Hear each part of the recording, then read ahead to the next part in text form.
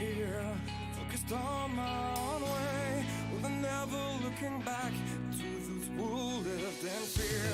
There was nothing I could do, there is nothing you said that could make me realize how much lucky I was. Just out of reach of the fire, was not aware of the nightmare, but when I stopped to see those eyes begging for help, begging for hope, just need to open my eyes now to try to change them to sunshine, to be someone among others. I've got to try. If I bleed tonight, if I am sad tonight, I don't have the time to fight. And if I wait tonight, if I'm so tired tonight, I'm falling.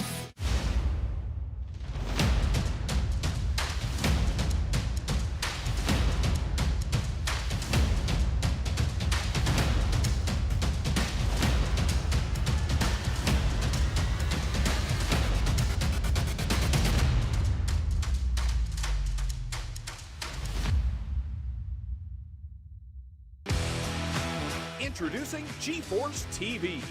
GForceTV.net is your new source for action overload.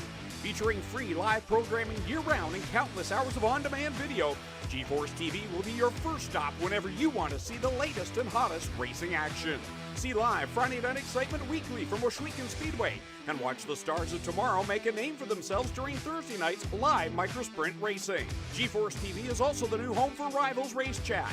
Watch weekly as Clinton Jeffrey and Adam Ross discuss all the hot topics in the world of motorsports. For iRacing fans, GForce TV has you covered with hours of live broadcasting from Rivals and GForce TV racing leagues. GForce TV promises to deliver motorsports, esports, and action sports you want to see, along with talk shows and vlogs to keep you connected to the lifestyle you love. Visit GForceTV.net today to subscribe for free. Sit back, hold on, and feel the G's on GForce TV.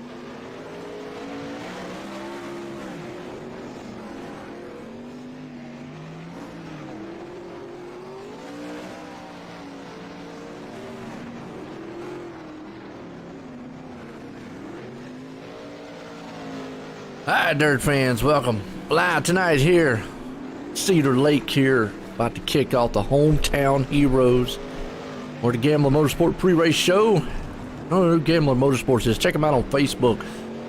Esports racing team, they compete weekly across the iRacing platform, and they have a diverse drivers that love a lot of competitions. They love the dirt, the sport, the asphalt, and even the endurance racing.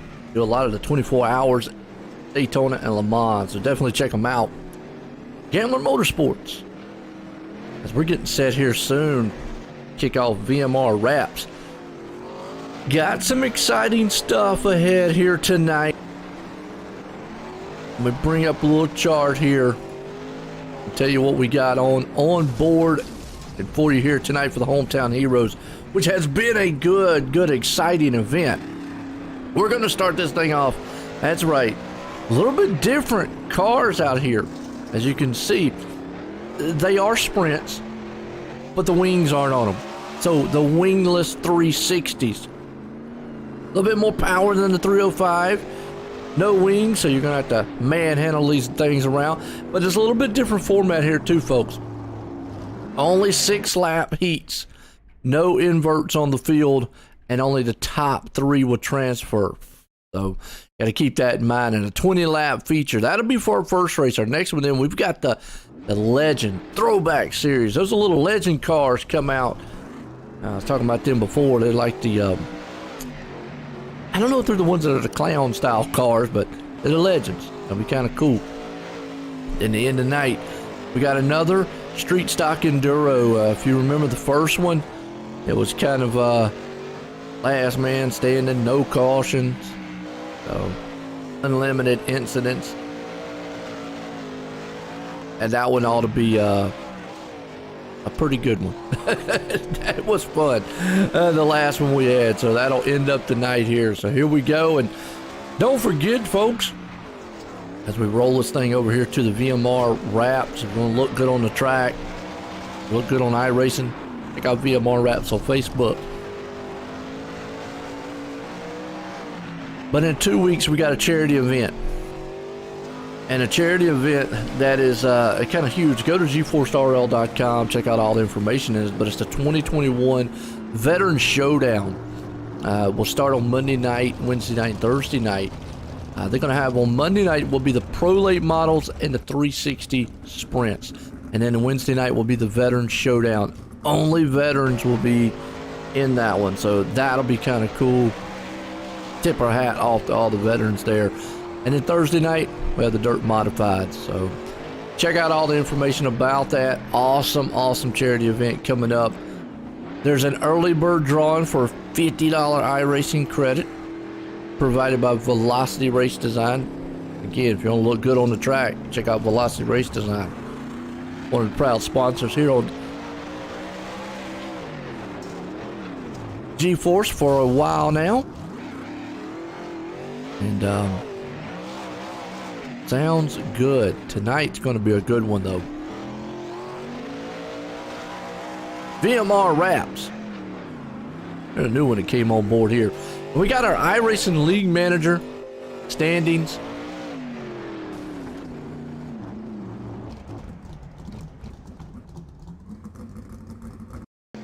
Look here, because we got... Alright, the fixed 305s. Daniel Vaught is the man still out front on that one. In the Hometown Heroes. Nicholas Vickery there in second. Blake Chapman up in third.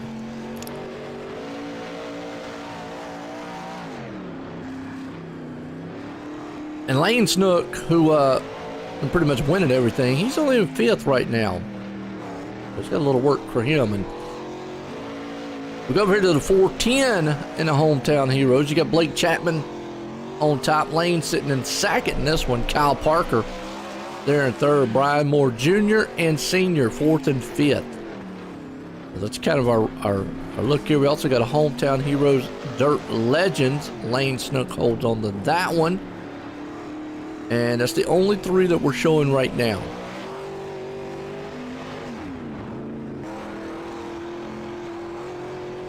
But that right there, iRacing League Manager.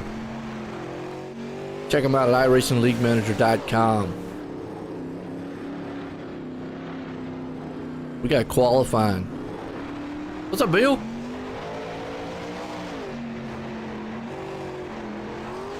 Oh, now Roger Craig. Yeah, I heard he has here lately there, Bill. I've heard that he stepped up the game just a little bit.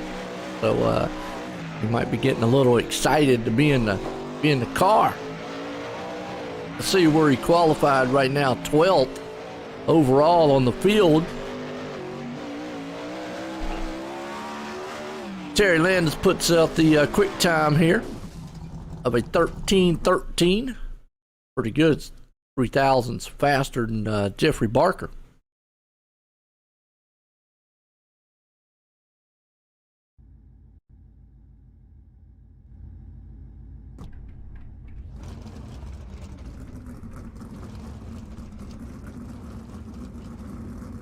All right, Heat Race 1, A&J Custom Creations.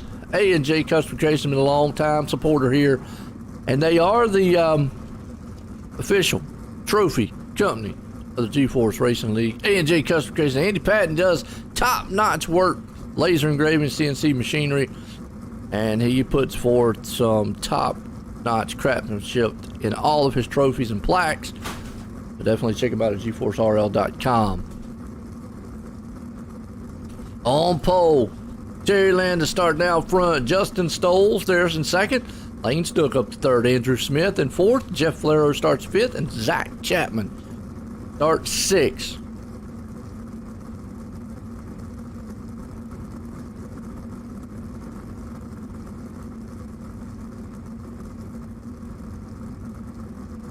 Remember, only the top 3 transfer with these.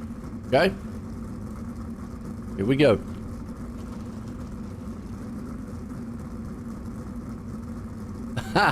Here, Bill. I think he's going to read your comment, though. Just don't tell him you said so. I hear you. I got you. All right. And these things look so small compared to the regular wingspans. I know they're not. They're about they look about the same size. No wings though, which pretty much is all power. I mean, you can register this thing to like an oversized goat cart. I mean, that's kind of what you're riding in.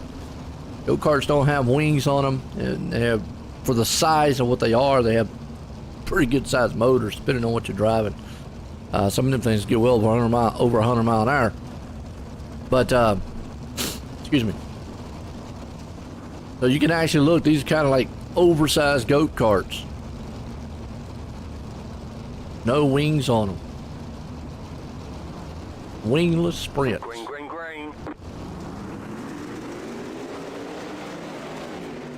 Green flag. We're racing at A&J Custom Creations. Now front, Stoles. He takes it there. Landis falls into second. Snook there in the third. Andrew Smith up in the fourth place spot. Flero's going to see if he can't reel him in. Running down that tail tank side of it. Zach Chapman's out of it already. See Smith taking down low on those tires. These cars will go a little bit sideways, a little more than what they're used to. They're able to throw a little bit of slider. You got a good battle at the back here around fourth place. Here goes to the inside. Flero's looking. He peeks. Smith's there. In the meantime, Stoles, he is just walking away. Terry Landis hanging on. So the best battle on the track right now is his fourth and fifth. Flero's there. Ride from the cockpit, see what he sees. Bunch of dirt and clear off that visor. Not going to see much here soon. He is trying to run down to Andrew Smith. White flag one more time. Going to be hot and heavy. Here we go. Stoles. He's going to pull A&J Custom Creations Heat Race 1. Terry Landis looks like he's going to put off second. Lane Snook for the moment out of turn 4. Yep, it's going to hang on to the third place. Final transfer. Good run for A&J Custom Creations Heat Race number 1. That brings us to Heat Race number 2. Howard Hanna Real Estate, the number 1 family-owned and operated independent broker in the U.S., Scott Herwood and Company. If you got anything to do that needs to be done with real estate, commercial or residential, check them out at Howard Hanna Real Estate. They will definitely get you done. Rent, buy, sell, and the number 1. So we got Jeffrey Barker out front, starting on pole. Daniel Vault there in second. Brian Moore Jr., third, and Senior, they're in 4. So dad-son combination, 3 and 4. Mike Cranmer there starting in 5th, and Jim Bowie right there in the 6th place spot. Here we go. Meaningless Sprints top 3 go to the feature.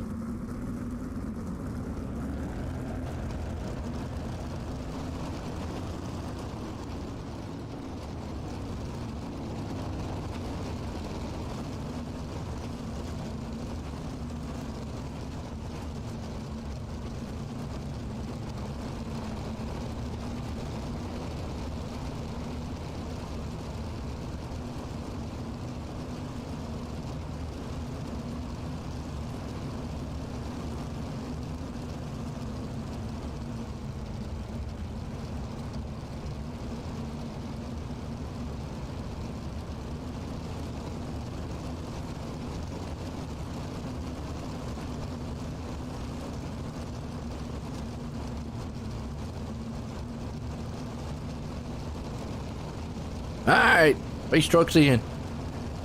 Howard Handler Real Estate. Heat race number 2. About to be on the way. Green flag. We're racing. Look at Barker. He already jumps out and then loses it. Barker does. He's in the grass. He got it straightened up, but man, he was out front and that thing just stepped right out under him. Now we got senior, junior here. Which is going to get it? Dad or son?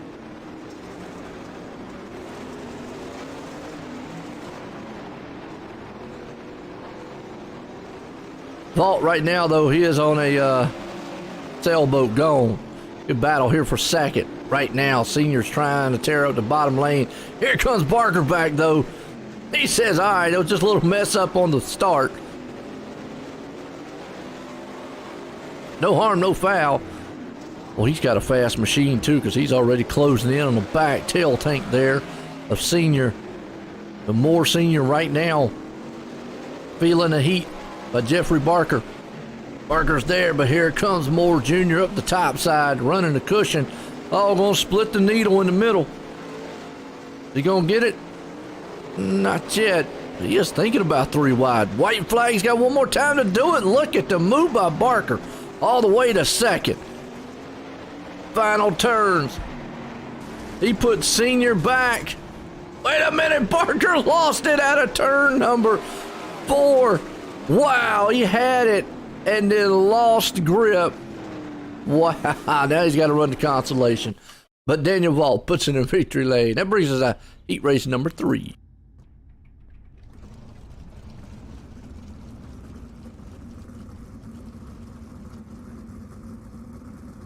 Coast to Coast Sim Race Team. Coast to Coast is made up of a lot of U.S. and Canadian drivers and have been with the GForce Racing League since the inception here in the heat race number 3. We got John Hine out front. Josh Gerlach. I'm going to start there in a second. Daniel Blau, 3rd. Donovan Ross up in the 4th. And Chris Whipple in 5th. And Tom Taylor, man up there in 6th. Here we go.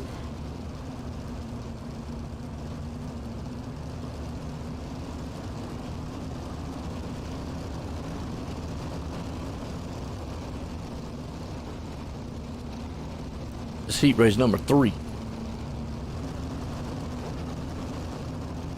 Y'all enjoyed the racing tonight so far. It's been a good one.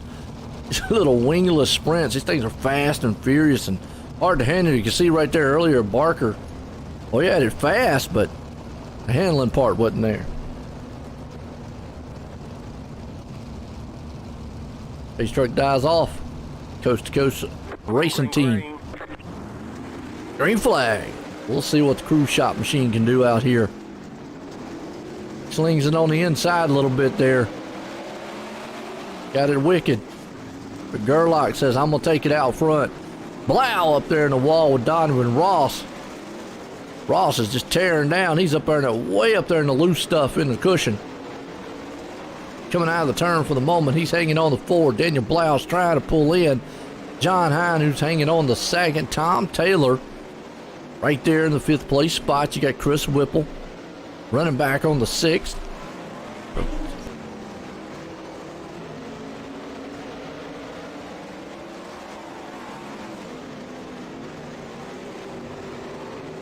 Got Gerlach out front, Hine right there. Then the 2nd, Blau sitting in 3rd. I'll tell you what, Blau's trying to run him in. See what he looks like right now. He's pulling up on the back of our John Hine. Hine looks solid right now. White flag one more time. Was John Hine going to be able to close in on Gerlach? I don't think so. Out of turn 4. Gerlach's going to win it. Heat race 3. Blau's going to come home in 3rd. Hine's going to come home in 2nd.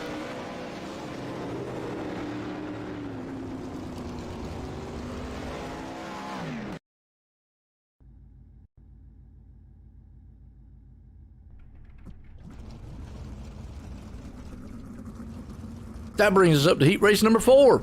Mr. Plummer. You're in the Atlanta area. Definitely check out Mr. Plummer if you need anything done. Most trusted name in plumbing and drain systems He will definitely get you hooked up in the Atlanta area. And we've got Nicholas Vickery.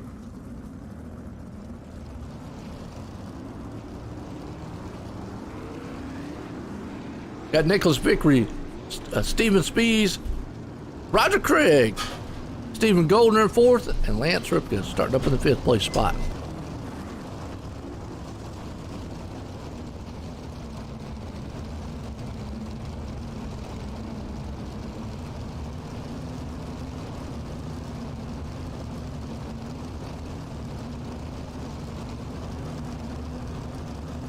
All right, let's see if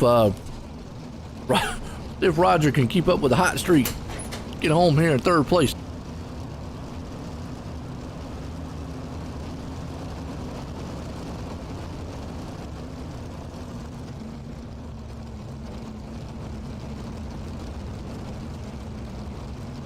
Green flag, green flag. Pace starts in. Here we go, Victory. Up top, chops out, Speeds right down below. They're going to go side by side with each other. Looks like Victory or Speeds is going to get the better end of that. Nope, here comes Victory back to the top side. Stephen Goldner, the high side man. Up top. Up top, Goldner there in the cushion. He's going to have to look down on the low line. Rogers hanging on back there in the 4th place spot. Here comes Goldner to the inside. Pushing Victory up a little bit. Oh, kind of a little bit of a, oh, look how wide, or look how sideways Goldner is going to those turns. It shows you how much out of shape and driving you have to do to these things. But he takes over 2nd place over Victory. Now he's able to climb back up there to his comfort zone at the top of the cushion. Victory peeks to the inside, though. Not going to happen. Speed still got the lead. Here comes Stephen Goldner, though, going to tear down the back of the tail tank on him. Trying to get around him. Roger Craig, in the meantime, hanging on the 4th white flag. Lance Ripka back there. So the heat's building on the upside here for the lead.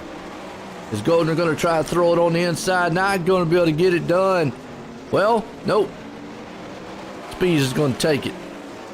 Goldner in 2nd. Victory's going to get that last transfer spot.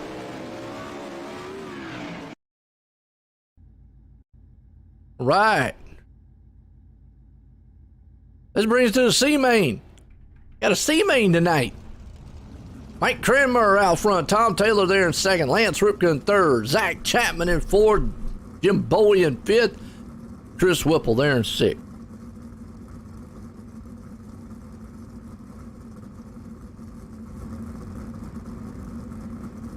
All right.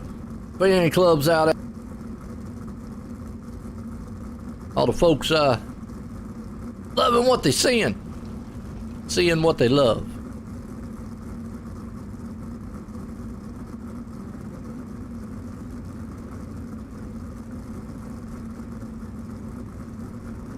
Getting set for some dirt racing.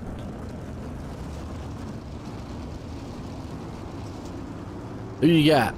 I know Bill's out there watching. What's up, Bill? You like it so far? Look good? Got C-Main. We don't have a sponsor for C-Main, so I'll throw out the OSR network out there. How's that? OnlineSimRacingNetwork.com. Your home for fun and exciting sim racing. Proud to bring all this action week in and week here to you on Wednesdays and Friday. Check out the Advantage Racing Team guys there on Monday and Thursday. They bring all the action to you. Also, we bring it all here on the GForce Esports and also on OSR Network on Facebook, iRACING Live. So definitely check out all those. Hit the likes and shares. I always say pick your poison on which one you like. People like certain avenues better than others. It's all about getting the name of the league out there. As we go green flag. The main time here. And Mike Cranmer out front. Tom Taylor right there behind him. Ooh, Lance Ripka. Storms off down on the inside. Oh, car on a wall. That is Chapman. He is not having the night he wants. Whipple down there too. Chapman just destroys that car. Battle up front. Little banging. Cranmer took the bad end of the stick on that one. Now you got two guys running hard up front. Lance Ripka and Tom Taylor. Tom Taylor out front. Ripka right behind him. In the meantime, it looks like you got Mike Cranmer right there with Jim Bowie. Bowie up to fourth. Good run by Bowie. Second place. Right now, hanging on strong. Tom Taylor. Lance Ripka. Mike Cranmer. Zach Chapman just plowed the wall down earlier. Chris Whipple, he's hanging on in the back end, so battle up here for the front. Top two guys. Uh-oh. Bowie upside down. End over end. Ouch. Oh, and the leaders almost got involved right there. They were side by side coming to past all that. Lance Ripka had to get out of it just a little bit, and that might have hurt all his momentum. Help Tom Taylor. It's Tom right now. White flag out of the final turns. Is going to pull this thing off of the C main and head off into the B. Wild one right there for you folks.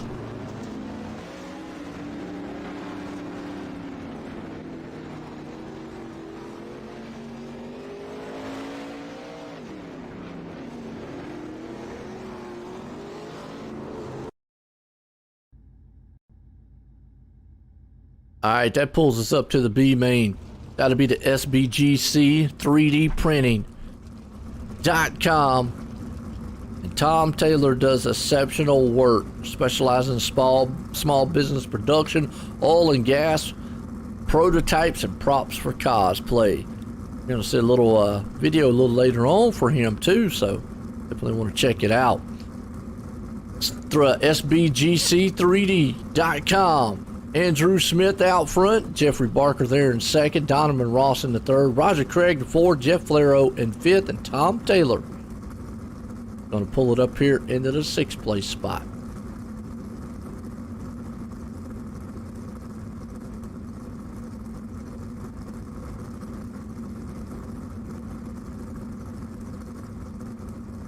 Who's going to be? Who's going to be?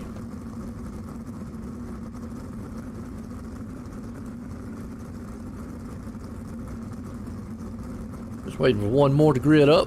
Yeah, Jeff. Jeff Flero did not grid.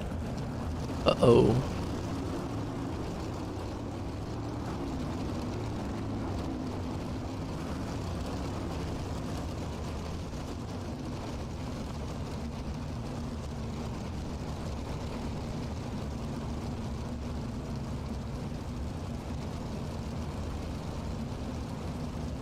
Getting set here for our B main.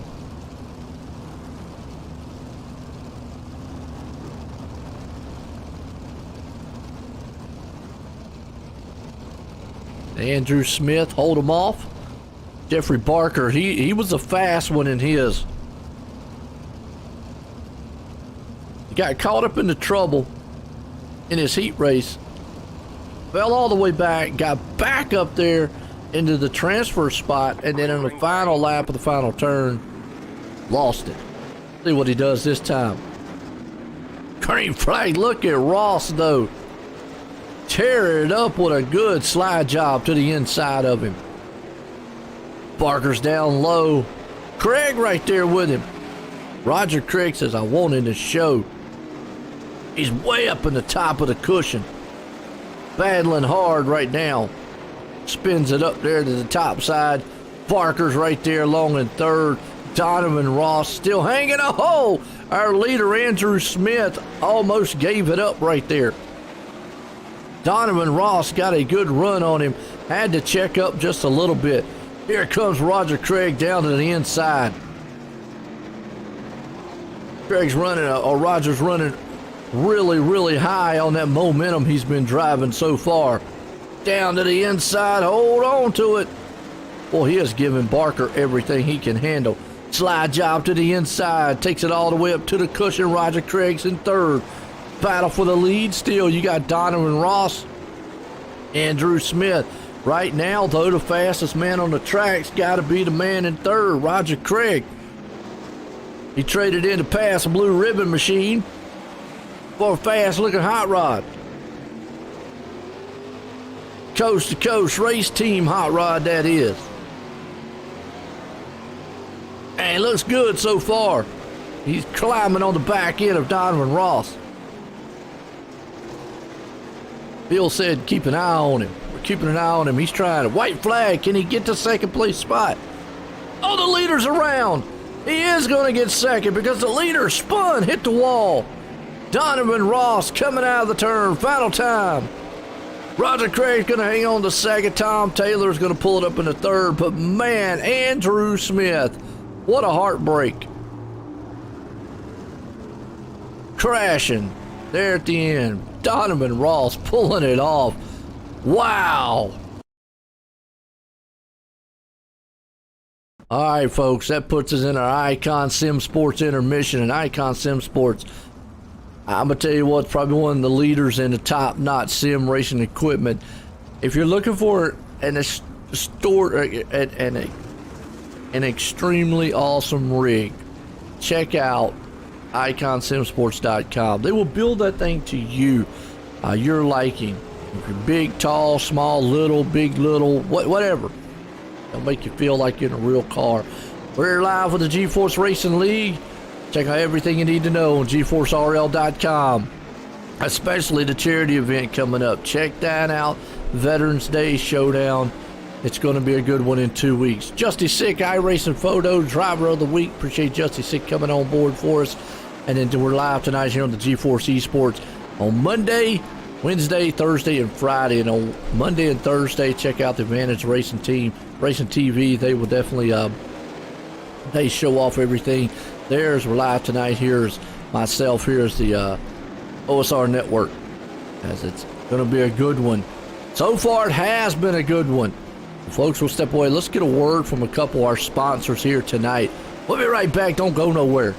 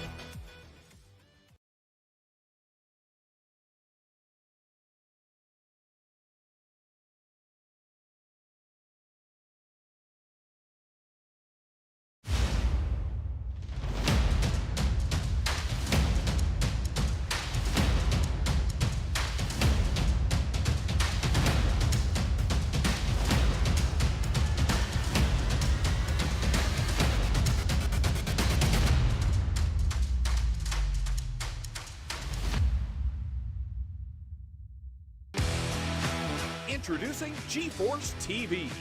GForceTV.net is your new source for action overload.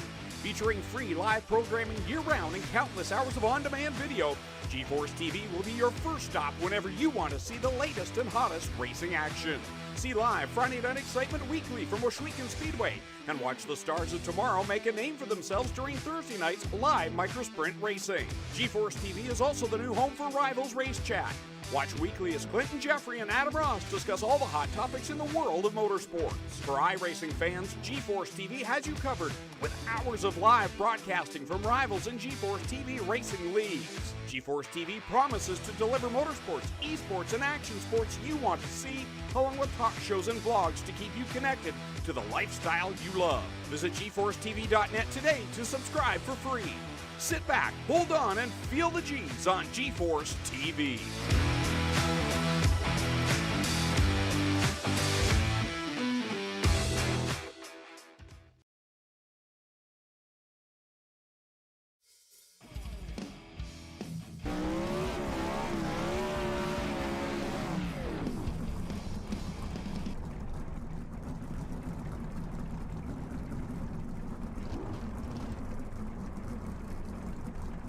All right, folks, been a heavy hitting night so far.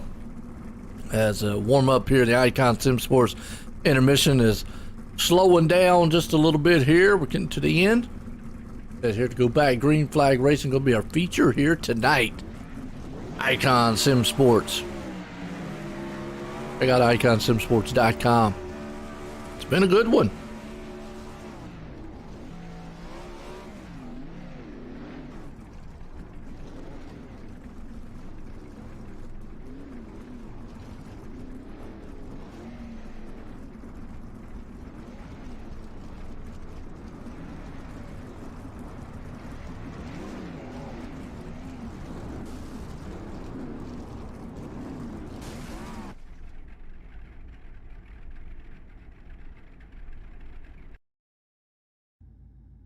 Okay, here we go.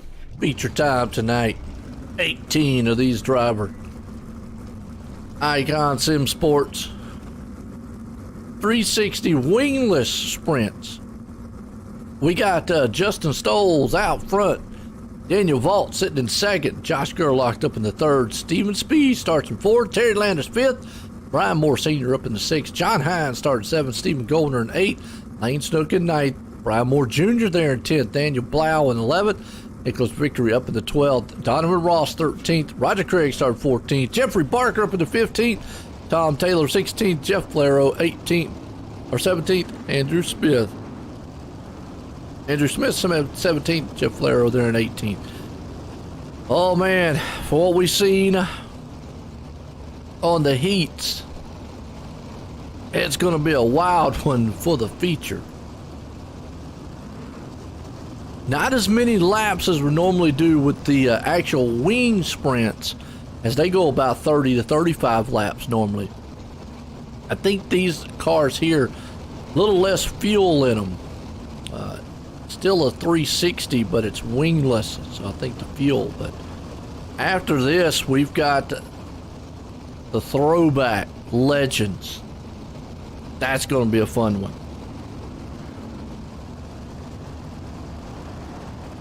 Green flag, green flag.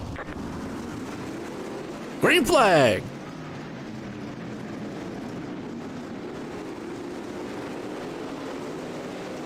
You already got 4 wide in the back, 3 wide up front. Traffic jam on the dirt. Look at this. Meanwhile, Stoll says, I am long gone. He has left this pack behind him. Gerlach, Landis, Vault, Goldner. Who's going to have the upper hands? I mean, you got cars everywhere. Battles in the back and in the front. 2x2, 3x3, sometimes 4x4. Oh, contact. Snooks around. He was able to get it spun back around, but the caution did come out.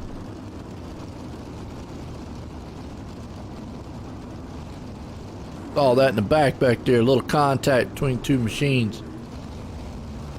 Spun around. Lane Snook.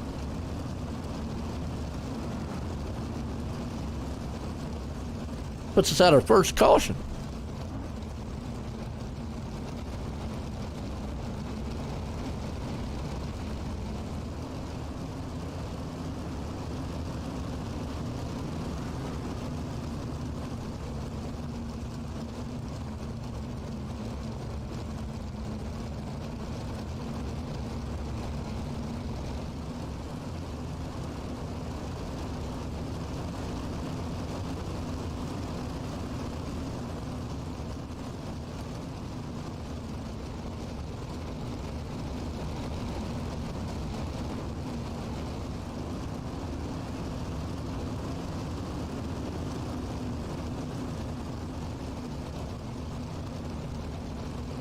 Here we go.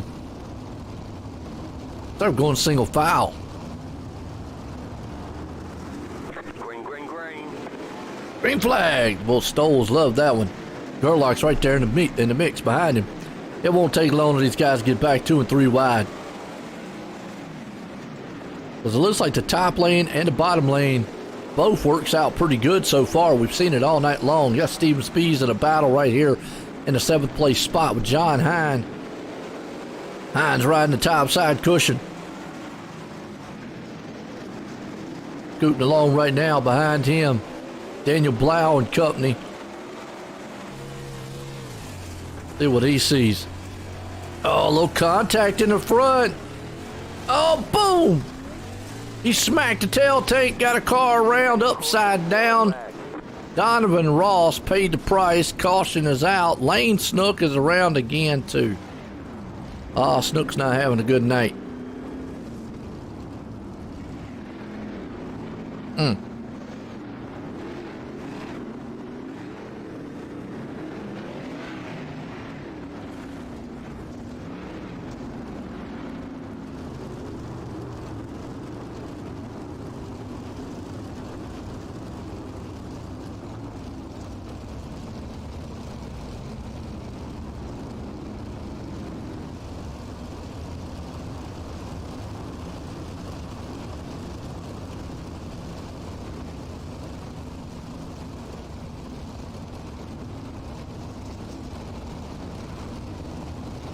Good, set to go back green.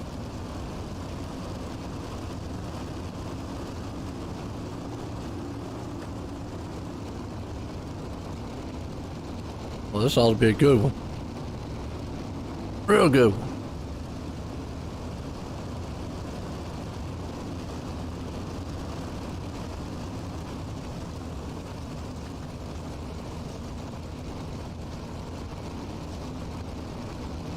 Who we got?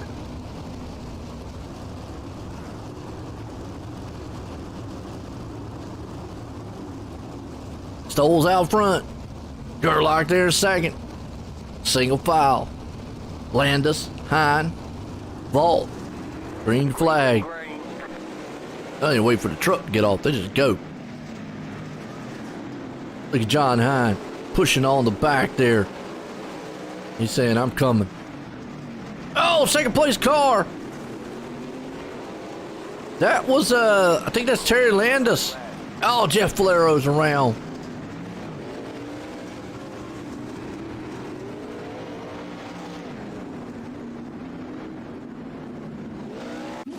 Going to Michael Mills replay here, see what happened to him. He's back in the back there. Well, if he just got caught up into somebody else's, boom, just got in the wall, and then that thing just said, see you later. Upside down. Wow. That hurt.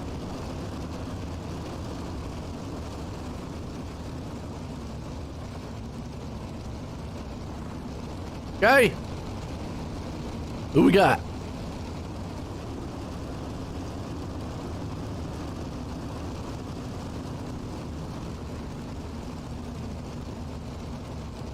Who y'all got?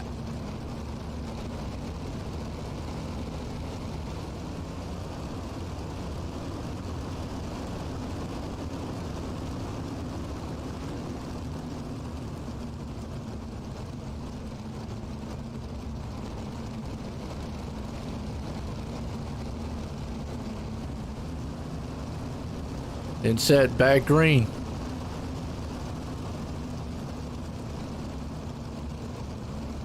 Single file start.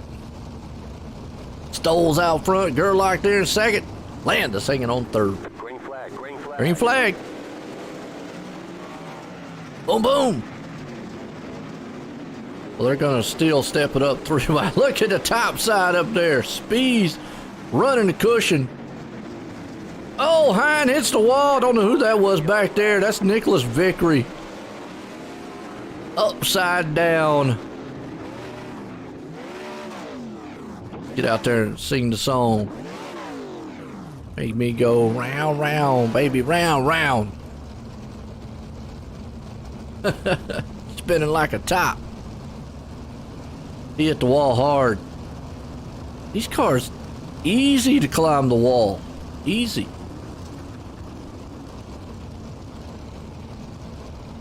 Well, we're here tonight for Icon Sim Sports Hometown Heroes.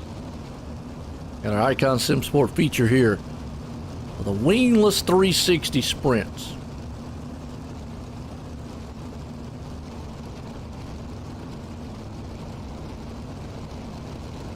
Got a good one here later on, too.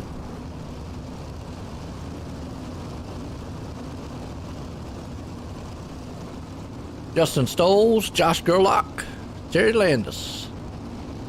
All right there.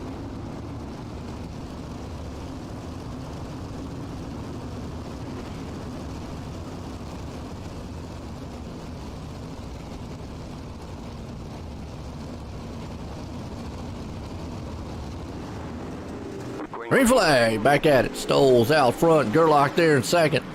Landis hanging on the third, top three. John Hines going to pull that top side. He almost had it. He's right there. He is tearing the cushion up. Getting close to that wall, the danger zone. Behind him, in the meantime, you got Daniel Vault, Blau. They're going to battle it out. Back up to over second place. That's going to let Hines climb in. Oh, he had to check up just a little bit. Because Gerlach has that low line. Here comes Landis up top. Landis is throwing that good slider line, but right now looks like Gerlach found something. Or excuse me, Gerlach's up top. Landis has found something down low. And he's hanging on to it. And the leader right now, Stoles, kind of goes off-roading and loses the lead. He bounced off the tires. Justin Stoles did. Now he's going to try to get down there and climb along with Terry Landis. It's a good battle up front. I don't know who's going to get it. Oh, Roger Craig crashing. Craig around. Let's go back on the Malcolm Mills replay here. See what happened to Roger Craig. Looked good right there.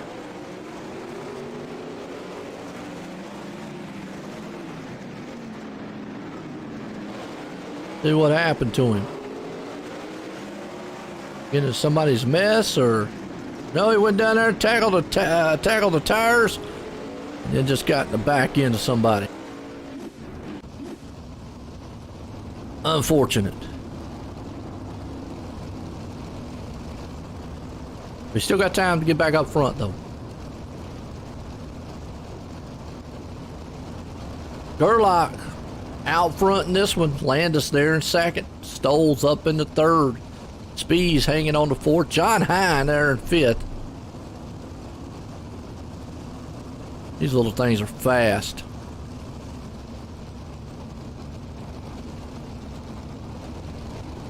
Brutal speed in these wingless sprints.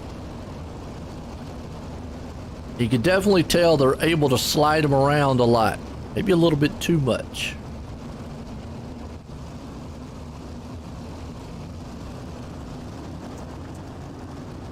Green flag, green flag.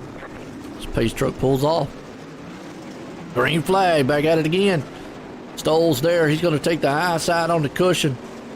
We've seen it been fast up there, but we've also seen that low line work pretty good. Now he's going to thread the needle in the middle and Blinky. Landis still going to hang down low. He's been down there for most of the race. He's really found something down there in the low line that has worked for him. But Stoll says, I want you, Gerlach. Closes in on the back end of him.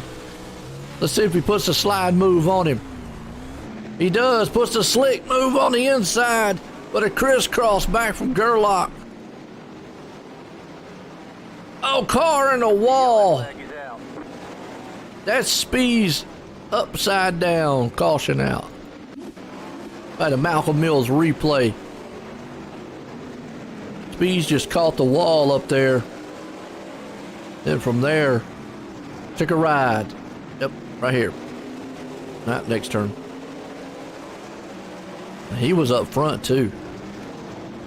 Went up to the cushion there.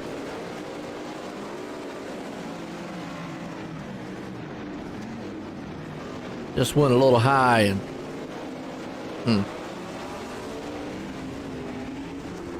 Roger Craig just pile drived him. All right. It's going to set us up for a green-white checkered on the dirt.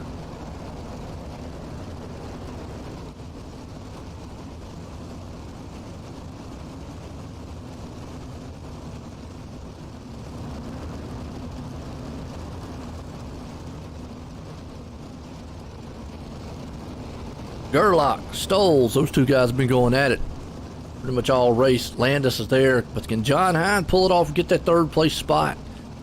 He's been nipping at the bud a little bit. But we'll have to see. Green, green, green. Green flag. Landis goes instantly back down on the low line. Hine takes it for the moment. Landis loves that low line, so the battle right now is actually for third, which actually heating up for the lead. White flag one more time, no matter what happens here tonight. Going to be a good one, but Gerlach. Oh, and the leader. Stoles there, and he takes Hine with him. John Hine gets clobbered. Puts Daniel Blau up in the third. What a finish to this one. Wow. John Hine, nowhere to go, was sitting in third. But just out of nowhere, boom. Oh, devastation on the final turns. Nobody saw that one coming. Nobody. Ouch. Wow.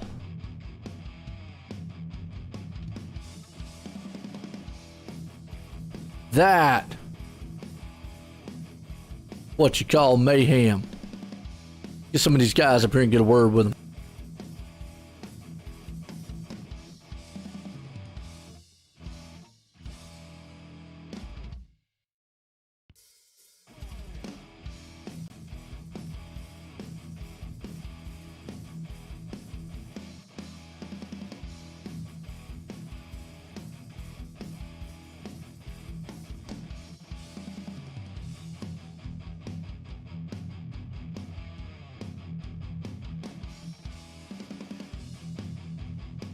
All right, let's bring third place man, Daniel Blau. Get a word with him.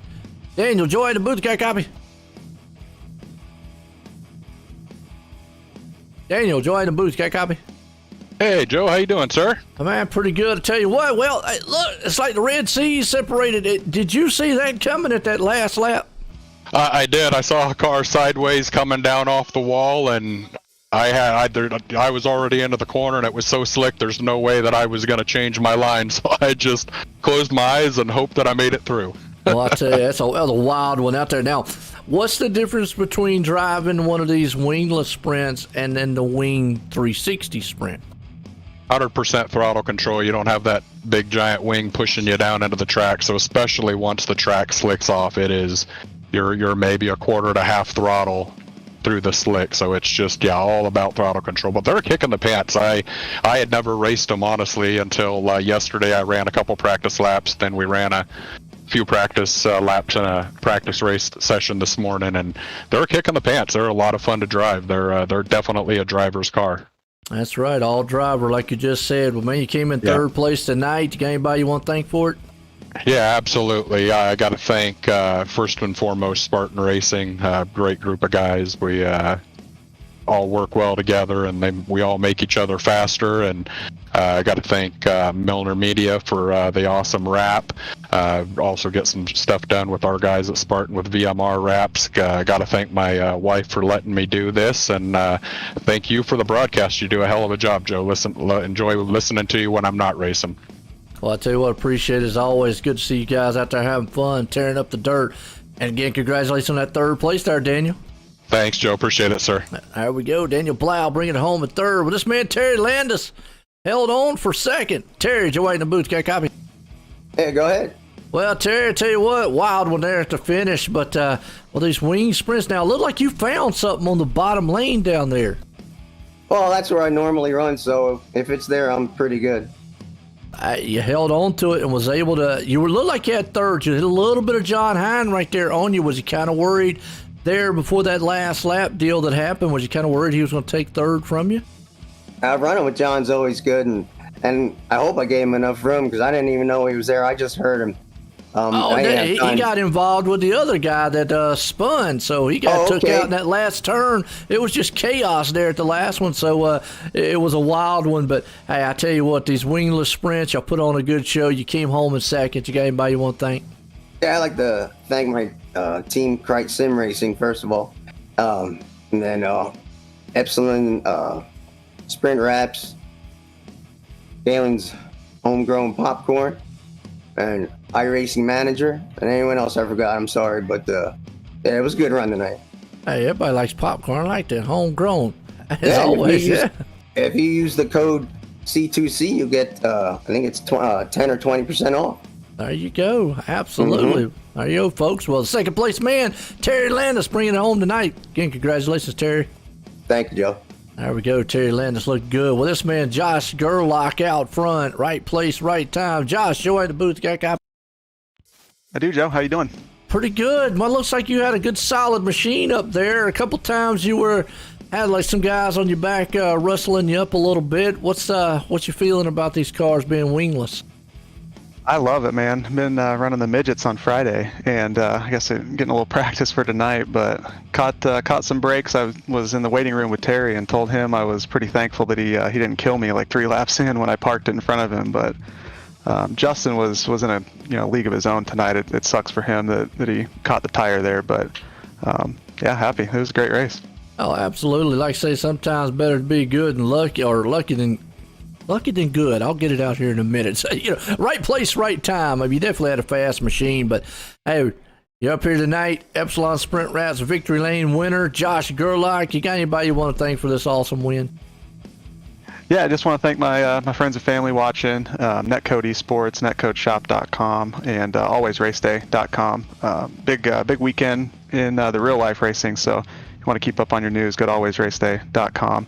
And also my teammates at Disney Motorsports, running around with them a lot. It makes me better. So getting ready for the Legends race. Hopefully we can talk to you again here soon. Hey, I know who the Disney Motorsports guys are. It's Nick Cohan and company. Yeah, don't hold that against me though, Joe. I got you. No problem. There we go, Josh. Winner here tonight in the wingless 360 sprints. Again, congratulations on that win there, Josh. Thank you, buddy. Have a good one. There we go. It's folks, hey, don't go anywhere. We'll be right back. We've got we're gonna have next the Legend cars. That's right, they're coming on board here. So don't go anywhere. We'll be right back.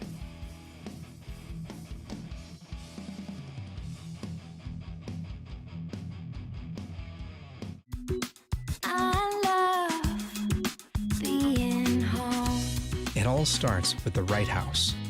That's where we come in. Howard Hanna. Home happens here.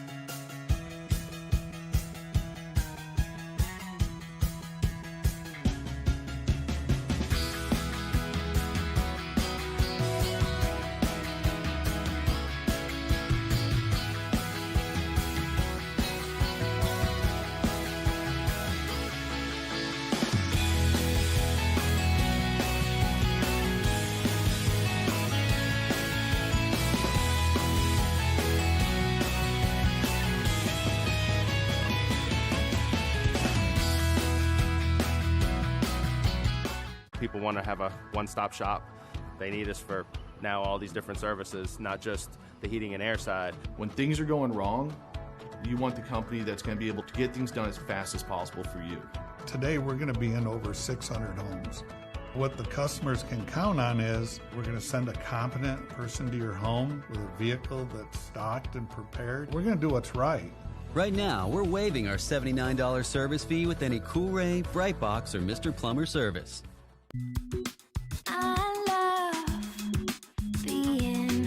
From finding the perfect house to making it your home, we'll be with you every step of the way. Howard Hanna. Home happens here.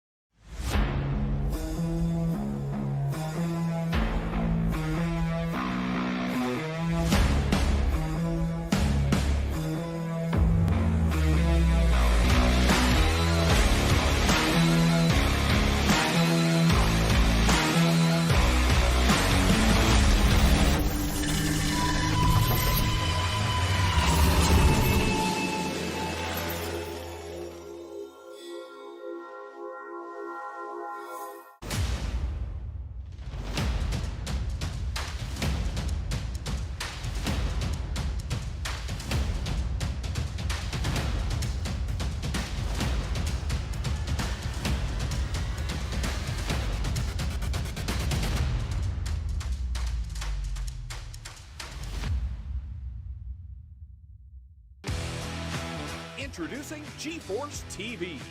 GForceTV.net is your new source for action overload.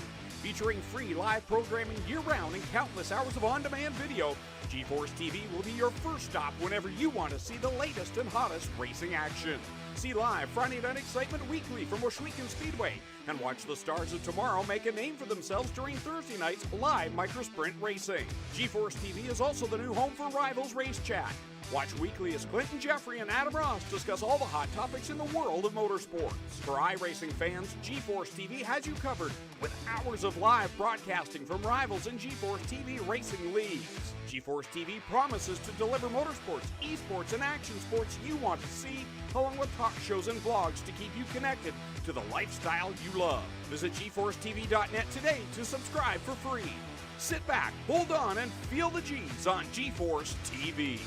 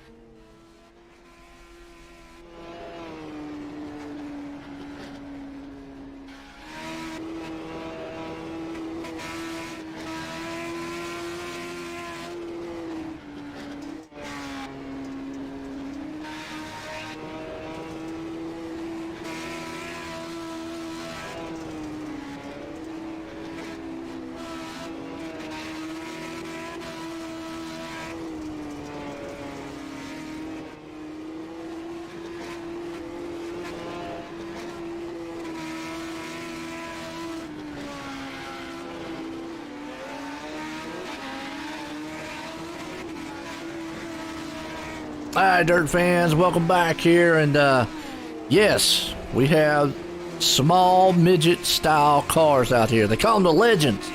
They call them the little clown cars. But from they look so small. Got John Hine up here in the booth with me. John, they look so small compared to even the winged sprints or the wingless sprints out there. There's a reason we refer to them as clown cars, and it would be the size. They're tiny, and they're a lot of fun, though, from what I hear in real life, and they're challenging here in iRacing. That small wheelbase, getting through the corners, makes it, you got to put a little bit of work to get through the corners and not let the back come around or catch those tires down low. Absolutely. Well, we got our Gambling Motorsport pre-race show here, folks. And definitely check out Gambler Motorsports on Facebook. Those guys, man, they love dirt racing. They love all kinds of racing. They do the asphalt, the endurance, road racing, dirt racing. Check them out. Give them a like there on Facebook, Gambler Motorsports here. And like we just said, we just got done with the wingless 360s. An exciting finish there on that one, pulling it off. But now we got the dirt legends here. Now, they do run these on asphalt, too, so you'll see them time and time. Actually, most notably, I'm down here in the Charlotte area. They run them a lot because Charlotte actually has it's not really in the infield, but it's on the front stretch. They have a small track that they run a lot of the dirt legends. I think they do it during the Coca-Cola 600 sometime weekend. Big race down there that pays a lot of money for those up-and-comers. I know David Reagan and a handful of other guys have come up through that. Joey Logano. So, yeah, these cars are a stepping stone for a lot of guys. Absolutely. Now, one thing about it, if you're big like me, you ain't getting in one. I'm going to date myself, but you remember the old way to have to open a can where you had to put like the key on the top of the can and just sardine can. I think I'd have to get my big butt in one of these, so I'm right there with you. I've always said in any race car, a Cup car or any like NASCAR car, I've always said this: they're gonna have a convertible if they ever want to get me in a race car. That's just all I'm gonna have to have. Well, I'm gonna have to have a convertible. A lot of tracks do topless nights where they take the tops right off of them and they go for it. So that's what I need right there. Yeah, so they do that. I've run a couple of those races, and I tell you, they always made me nervous inside the car because, you know, we weren't like sprint car drivers when I run stock cars, and I was always worried about getting upside down because my arms would have flailed right outside that cage, and that'd have been ugly. Yeah, I'm with you on that one. That would definitely that'd be the only bad thing because you'd feel like you're kind of like a go-kart mostly, which is kind of what I referenced those wingless 360 sprints to, because I mean, really, a go-kart has no wings, and that's kind of what that thing is, a big go-kart. Well, this is kind of like just a small car. I don't even know how to would say this one.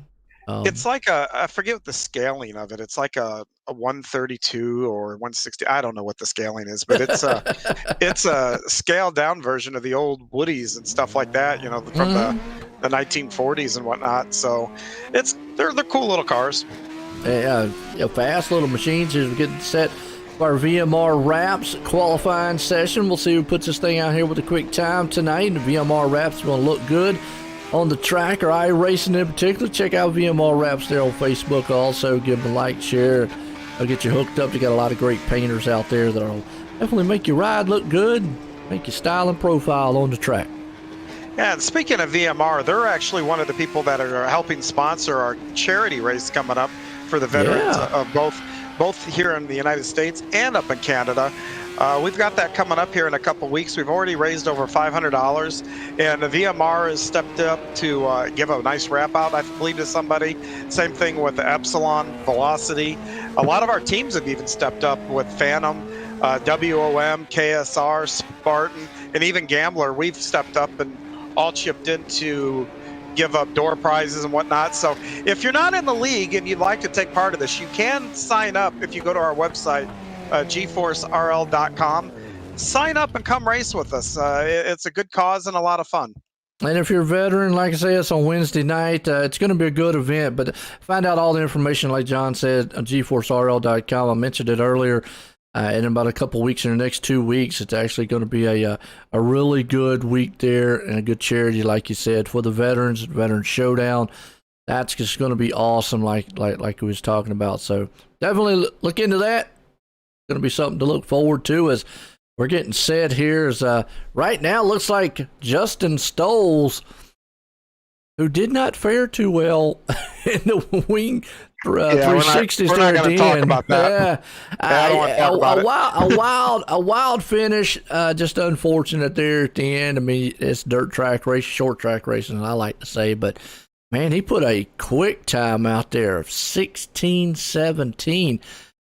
Nicholas Victory of a quick time only of a 16:26. He's almost a tenth faster than the field. Yeah, Nicholas, I can tell you, I've raced with him now for a few seasons, and this season he has found it. I mean, he's probably one of the most improved drivers I think our league has. He's fast everywhere we go. He races clean. I've been really impressed with Nicholas here of the last, this last season, definitely. Absolutely. So Stoles right now putting a blistering pace on top, qualifying. As looks like we got about, going to be 19, 20, about 21 machines out here. I'm not sure. Is it going to be the same as what it was? They're only going to do 18, or are they going to do everybody's going to make it 24 field? I think everybody will make it here. Okay, cool. Well, we're going in our heat race number 1 here tonight. That's A&J Custom Creations. And folks, if you've not checked out any of the A&J Custom Creations work, check them out at GForceRL.com. He does all the plaques, all the trophies for the league here at GForce Racing. Andy Patton, he puts a lot of craftsmanship and excellent work into everything that he does. Check him out. A&J Custom Creations on Facebook and on GForceRL.com. And he'll get you hooked up if you need anything done for your league. But right now, Tom Taylor out front. Lance Rifka going to start in second. Jeffrey Barker there in third. Justin Stoles up the fourth. Steven Shaw's going to start 5th place. Nathan Aldridge in 6th. And Jeff Flero there in 7th. Waiting for him to grid up. But 7 machines here for Heat Race 1. Yeah, and these things, when they go, it's going to sound like a mad beehive. So, turn the volume up. Scare somebody in your house. Think the bees are invading. They'll come out of the kitchen with 2 cans of Raids. And where they at? We're going to get them. But you're right. They do. It sounds like a bumblebee, an angry bumblebees when they get out there. I've also said, man, there's a bunch of weed eaters running around the track. Yeah, weed eater. That's also really good description. And inside the car, when it slicks off a little bit and you start kind of bouncing around on things, especially when you bump some, it's just funny because that pitch inside the car spikes when you get the tires off the surface, and it grabs your attention for sure. Here we go, getting set. Green flag, A&J Custom Creations, heat race number 1. About to be underway. Legend cars out here. Yeah, it looks like they're waiting for a 1 to grid, which I think might have been Jeff Flero was. Yeah, well, he didn't put right now. Yeah, but he didn't put a queue time, and he didn't practice either. So I don't know if he had a connection problem. Well, it looks like he's still connected. So maybe he's just giving everybody a head start. Yeah, he's going to try to do it the long way around, so. All right. Here we go. Pace trucks pulling them around, folks. Appreciate everybody tuning in. It's going to be a good one here, though. Yes, sir. Be a tough act to follow. I thought that last race looked pretty good. Well, up until the last lap from my point of view. But it looked pretty entertaining, guys. We're moving around. It looked like a lot of different lines were coming around. So hopefully we get the same thing here. It was. You're right. I mean, I've seen that a lot with those the 360 wingless sprints there. The high lane and the low line definitely worked out quite well. So we'll see if they're able to do that with these cars. Obviously, if you're kind of referencing something between the two, I mean, it is night and day between the two cars. Obviously, these have no wings on them either. So, but as far as that's about the only thing you can say that are the same on them, because everything else is different. So we'll have to see. I don't think you'll see a lot of guys getting way up at the top of the cushion like you normally would. They might stay in the middle of the track. And again, I could be wrong, as they go 3 wide right here for the lead. Lance Rifka, Stoles, and Tom Taylor. Yeah, they went 3 wide there, and it looks like Stoles is going to prevail as we go through turns 1 and 2. Oh, good run right now. As you see out front here with Rifka, he's hanging on the 3rd. Stoles right down on the low line, hanging on in the 2nd place spot. Tom Taylor right now leading it. Jeffrey Barker, he is right there in the 4th place spot. A little bit of blinking by, I think it's Stoles, who was sitting in 2nd. Yeah, and he's stuck on the bottom, and it looks like he's having to kick the car a little sideways, which is kind of breaking his momentum, giving the guys that are about 1.5 lanes up just a little bit of a run coming out of the corner. Yes, it is. Right there, down low, Stoles. looking good. You got a good 3-car battle up front. And right now, these guys been looking like they're trying to run away from the law, man, back in the day. Yeah, trunk full of moonshine, pedal down. That's right. Barney and Clyde. Was it Barney and Clyde? No, it wasn't Barney and Clyde. Good grief. Well, they did run from the law, too, so... Yeah, that's true. They had these kind of cars, yeah. Yep, but they didn't have moonshine. I think they had, just cold hard cash on them. That's right. Right now, Stoll's out front leading a good battle back here. You've got Lance Ripka hanging on the third. Little contact. You can do that. These cars get away with it. They're not open-wheel machines, so you can get up there and kind of beat and bang just a little. Right now, single file.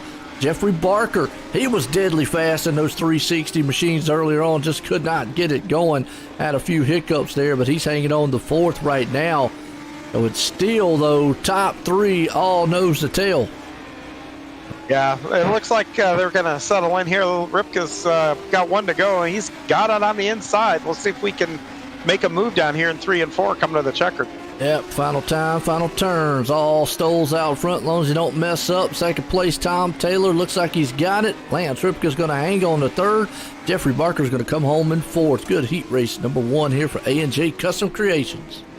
Yeah, definitely a good start to the night. And 3 of those guys, they stayed under a blanket and moved around a little bit.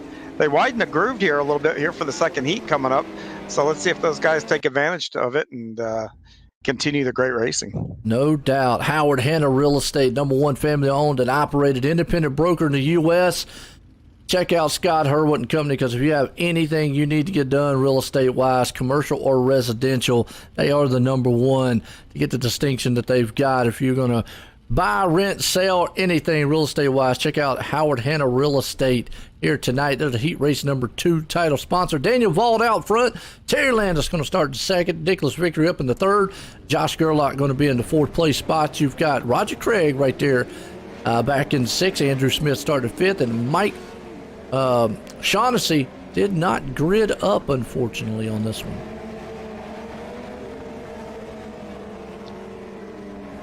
We'll see how Roger does. Is he in his Platt's Blue Ribbon machine tonight? No, he's got on his trunk it says, if women don't find you handsome, at least they should find you handy. Well, Roger, with words of wisdom here for the other drivers. Uh-huh. Well, that's good. That's good wisdom. Roger sometimes makes it too easy. Or he could have put on there too. If they don't find you handsome, hopefully they find you rich. I guess you could put that on there too, right? That's true. He's the boss, so I'll be careful on how much I save. Oh, well, hey, either way, I'm gonna have fun with him no matter what. Yes, sir. Hey, he did well the last race, just got caught up in a little bit of trouble. And, every time I try not to say his name too many times, because every time I do, he always just does a barrel roll for me and makes it look good in the back. But, contact already, Gerlach and Victory. Yeah, and I'll tell you, we've already proven there we go. Roger got in the I told you. We were sitting here talking about him, and he got excited. The announcer's dreams lives. It does. We get up here, we start hooting and hollering and talking about him, praising, and guess what? He hits the wall. I think he gets camera shy a little bit. That's what it is. But he's back up to 5th, though, so he's able to climb back up because Josh Gerlach actually wrecking the machine there, getting off pace. Terry Landis up to 4th. Right now, Nicholas Vickery hangs on the 3rd. Andrew Smith there in 2nd. In the meantime, Daniel Vaught, he is setting sail out front, though. Yeah, Daniel did the same thing in his heat with the sprint cars. So these heat races he's got down pretty good. He does. Right now it's a good battle here for 2nd. Vickery is trying to see what he can do. He's down on that low line, trying to hang down there with Andrew Smith. Smith also kind of taking a little lower approach, maybe running up the top. And we talk about Roger Craig. Maybe we need to put him back in the wingless 360. He did a lot better. Maybe the timing threw him off with those cars. As much wheel as you have to put into them. True. And it's in his defense. I mean, coming from something as powerful and, like you were saying, as almost out of control as that wingless 360 was, to come into something like this car that's almost pretty much planted. I'm going to say more planted to the ground. I mean, you can slide it, but more planted, way less horsepower. It's a night and day difference. So it could be, it takes you a little bit of time to get used to, like you said, throwing it into the turns, getting that slide right, getting the throttle and all.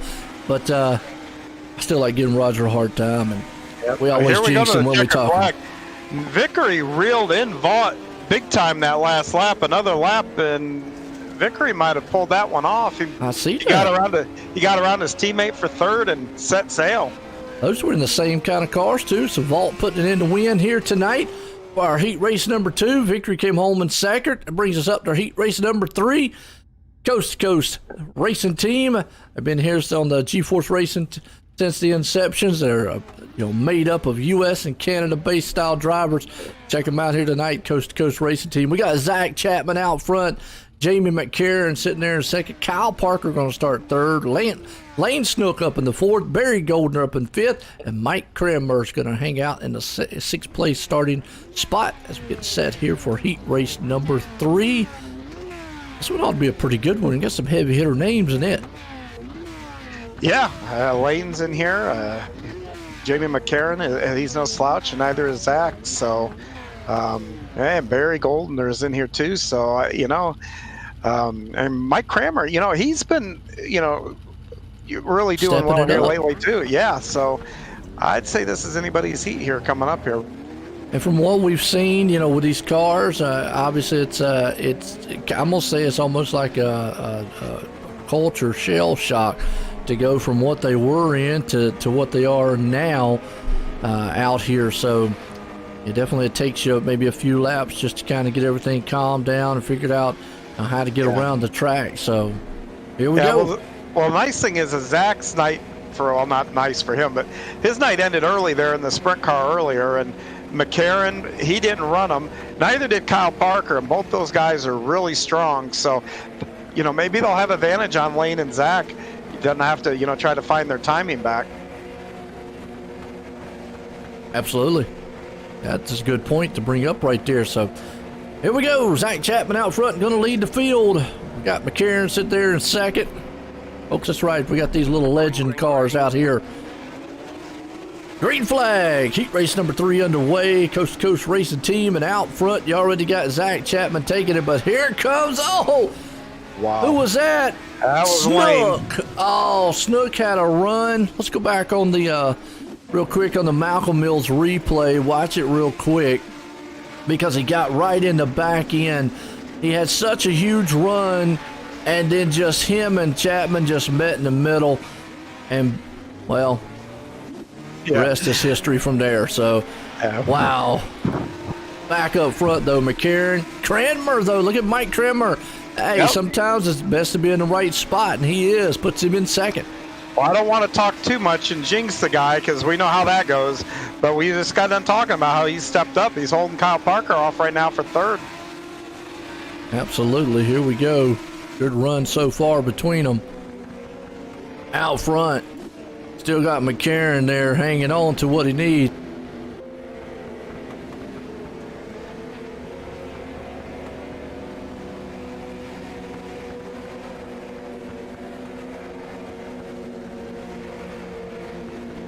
These guys are pretty well strung out. It looks like we might get a battle, though, for second.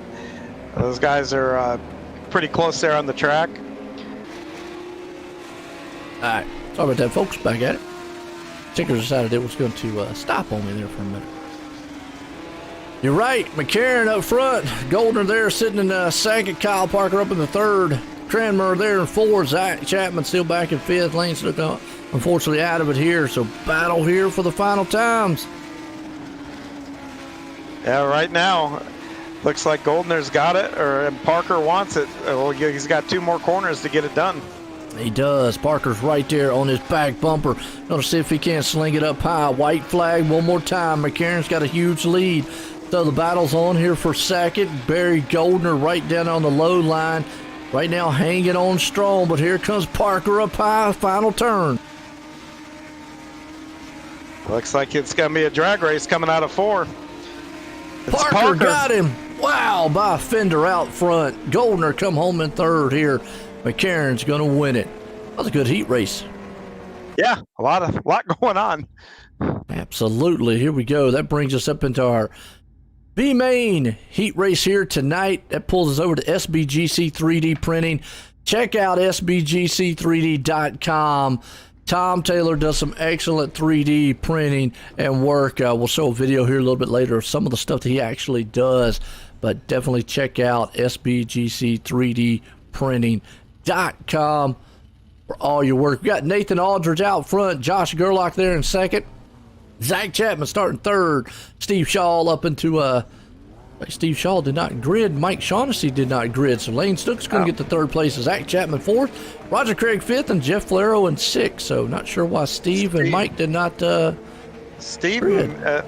Steve has left the track. Maybe ran out of funds to race the rest of the night. Yeah, anything can happen there. Yeah, you never know. Hardware, software. I mean, it's still all virtual. Yeah, we chalk it up to maybe just ran out of gas. That's what it was. Didn't have enough money to get his gas going. Bad gas bill for the race. All right. We got Aldridge and Gerlach. Gerlach was fast in his heat, but then got caught up in a little bit of trouble. Yep. Lane was fast, but he tried that move on the inside and obviously didn't work out too well for him. So let's see what happens here.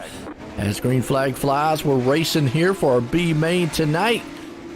SBGC 3D printing out front. It's going to go door to door. Gerlach's going to take it. Snook's going to hang on to the high side this time. Aldridge is going to hold on to the third place spot down low. You got to go back. Chapman. There's old Roger Craig hanging on to fifth place. Remember, he was tackling the tires earlier. We'll see what he does in this one. Well, these guys aren't laying up either, even though they're all going to make it. They want to improve their starting position. Absolutely. That's the one thing you got to look. Even though they might make it into the show, you're right. This is all about it. A little contact up there. Looks like that's Aldridge on the back end. Actually, excuse me, that's Lane Snook on the back end of Gerlach. Snook was telling him, say, look, I'm back here sniffing at you. Yeah, I mean, you don't want to. That'll cost you 2 rows if they get together and wreck here. So they got to be smart, but still be aggressive and get it. Oh, we got some carnage in the back. Oh, Roger Craig around. He was able to get it going, but Zach Chapman's the one who's going to pay the huge price for it. Way back in the back, he's just going to retire this one off here. But back up front, you still got Snook and Gerlach there. And with these cars, though, you can do the bump and run, so it would work with these. Yeah, I'm not sure if this is the time or place to do it. I mean, they're both in the feature, so. Yeah, I wouldn't do it here. Last lap on the feature, maybe, but I don't know about this one. I'm with you on that one. Yeah, last lap on the feature. And I'll be honest, if I'm Lane, that's where I want to start because he's going to be on the outside of whatever row it is, finishing second. So in the feature, that'll put him on the outside, and that's going to be the preferred lane on the start. So I would just probably nestle back in there and let him have it. Yeah, and that's what it looks like right now. He's running in the tire tracks there, and if Gerlach makes a mistake, he probably will scoop down on the inside. So it looks pretty content right now to run nose to tail up there. So, and we'll have to see later on if maybe the bump and run does come into play at the end of the race. You can get away with a little bumping on these cars. Wing sprint or something like that. They're more open wheel. It's a little more dangerous for those cars. Yeah, they're not very forgiving when you lock tires. Absolutely not. Jeff Flero hanging on to fourth. Nathan Aldridge right there in third. Roger still hanging on to it a little bit, sliding around, not having as much luck this time around in these cars as he was with the wingless 360s, but still up front. Gerlach takes the white flag. He's got a little bit of a lead over Lane Snook, so maybe Lane heard you and said, okay, I'm content. I'm going to ride where I'm at right now. And Gerlach's going to put in victory lane here for a B main. Yeah, pretty dominating run here by Gerlach. It'll be interesting to watch both of those guys actually attempt to move up through the field because both those guys were quick in qualifying and are just quick drivers in general. Yes, they are. That should bring us up here to our Icon Sim Sports intermission, folks. I tell you, if you're looking for a great rig, and I know there's many rig companies out there for sim racing, but if you want one that's going to be fit to you, to your liking, And just to make you feel comfortable like you're in a real car, check out iconsimsports.com. Proud sponsor here tonight for the Hometown Heroes. And we're live tonight here at GForce Racing League. Check out all you need to know at GForceRL.com. That way you'll check out all the information about the GForce Racing League. Want to give a shout out to Justy Sick, iRacing Photo Driver of the Week there. Appreciate Justy Sick coming on board week in and week out. We're live tonight on the GForce Esports here on YouTube Monday, Wednesday, Thursday, and Friday nights of all weeks. Also on OSR Network on Facebook. And folks, it has been a good one so far. We've got these legend machines right here taken away. But real quick, we're going to step away, get some words from sponsors and something. Don't go anywhere. We'll be right back.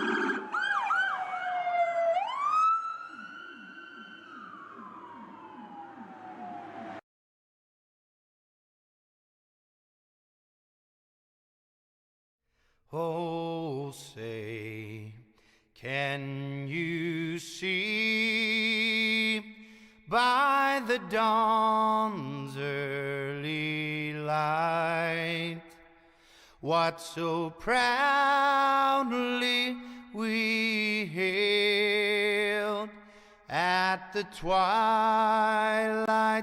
last gleaming, whose broad stripes and bright stars through the perilous fight o'er the ramparts we watched were so gallantly streaming,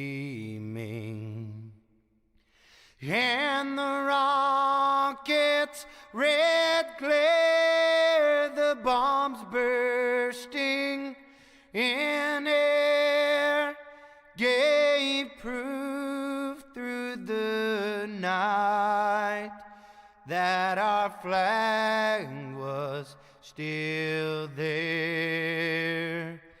Oh, say does that star-spangled banner yet wave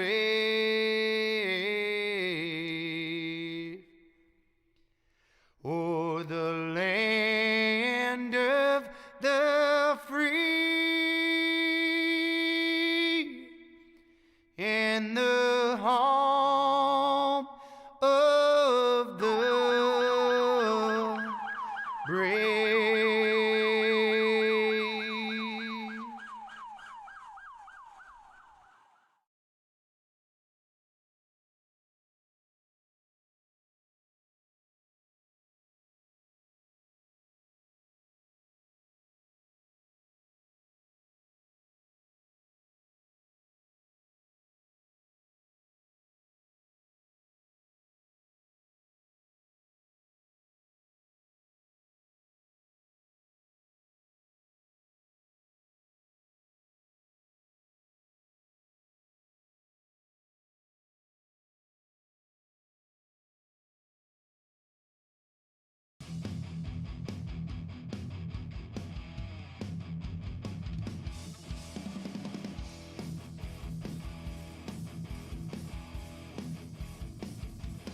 right, we're ready, folks. Feature time here tonight. Want to have this guy with an Icon Sim Sports Legends here, and we've got a good one here because we got 20 machines out front. Actually, gonna be 18 because Steve Shaw and Mike Shaughnessy still did not grid. I'm not sure because Steve was out there earlier on, but out front, Justin Stoles and Daniel Vault gonna be out front in this one. A lot more cars out here this time, John. What do you think we're gonna see? Action. Action, there we go. You were talking about Gerlach being, he was one of the fastest. He's back in 12th. Now, we were talking with we're looking at what, 20 laps here? Gotta go with 20 laps and these style cars.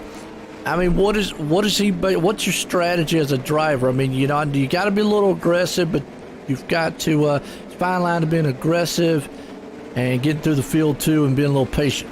Yeah, the farther up front you get, the harder the passes are going to be. So you got to make sure you keep your car in one piece. That's the strategy. Well, green flag flies. We're racing here, feature tonight. And right now we're looking at Gerlach, and already trouble up front, and Gerlach gets involved with it. Looked like somebody clipped the tires. Yep. He did. Barry caution out.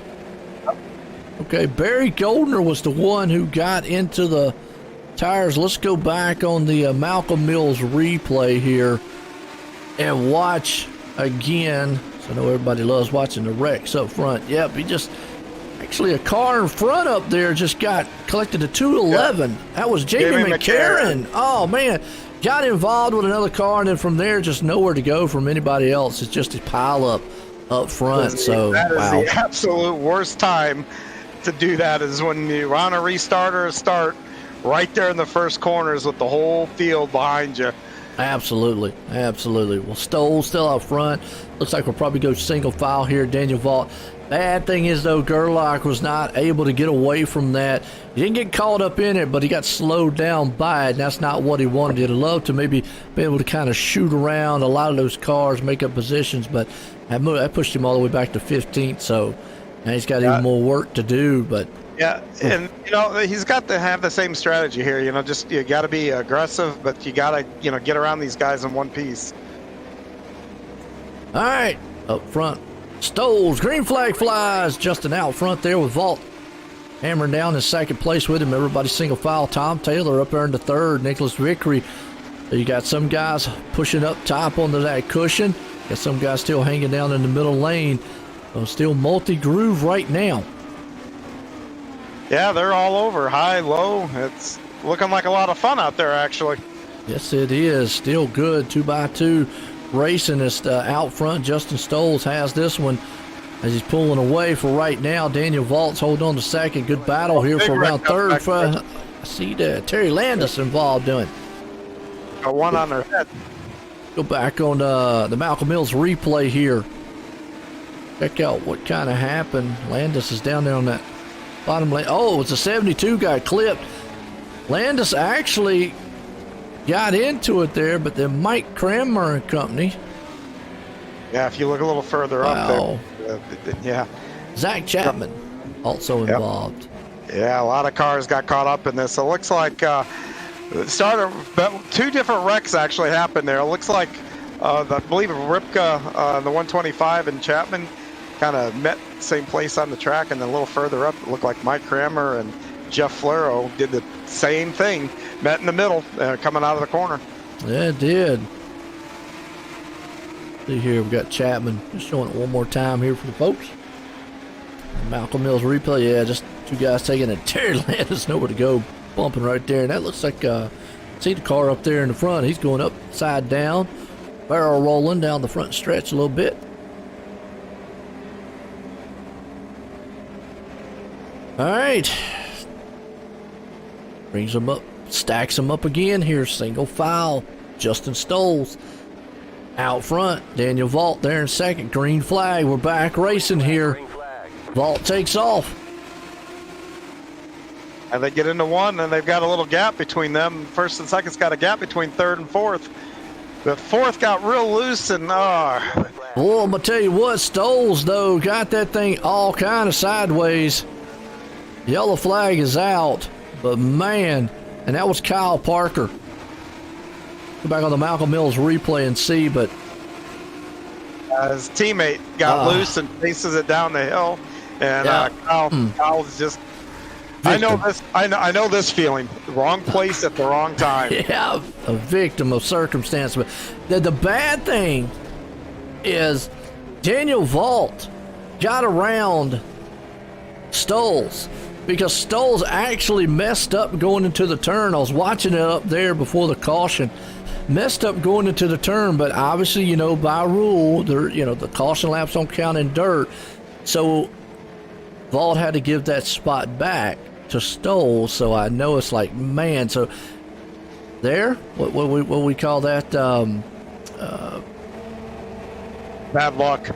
Bad luck on his end. But Stoles actually, got good luck on his end. So there we go.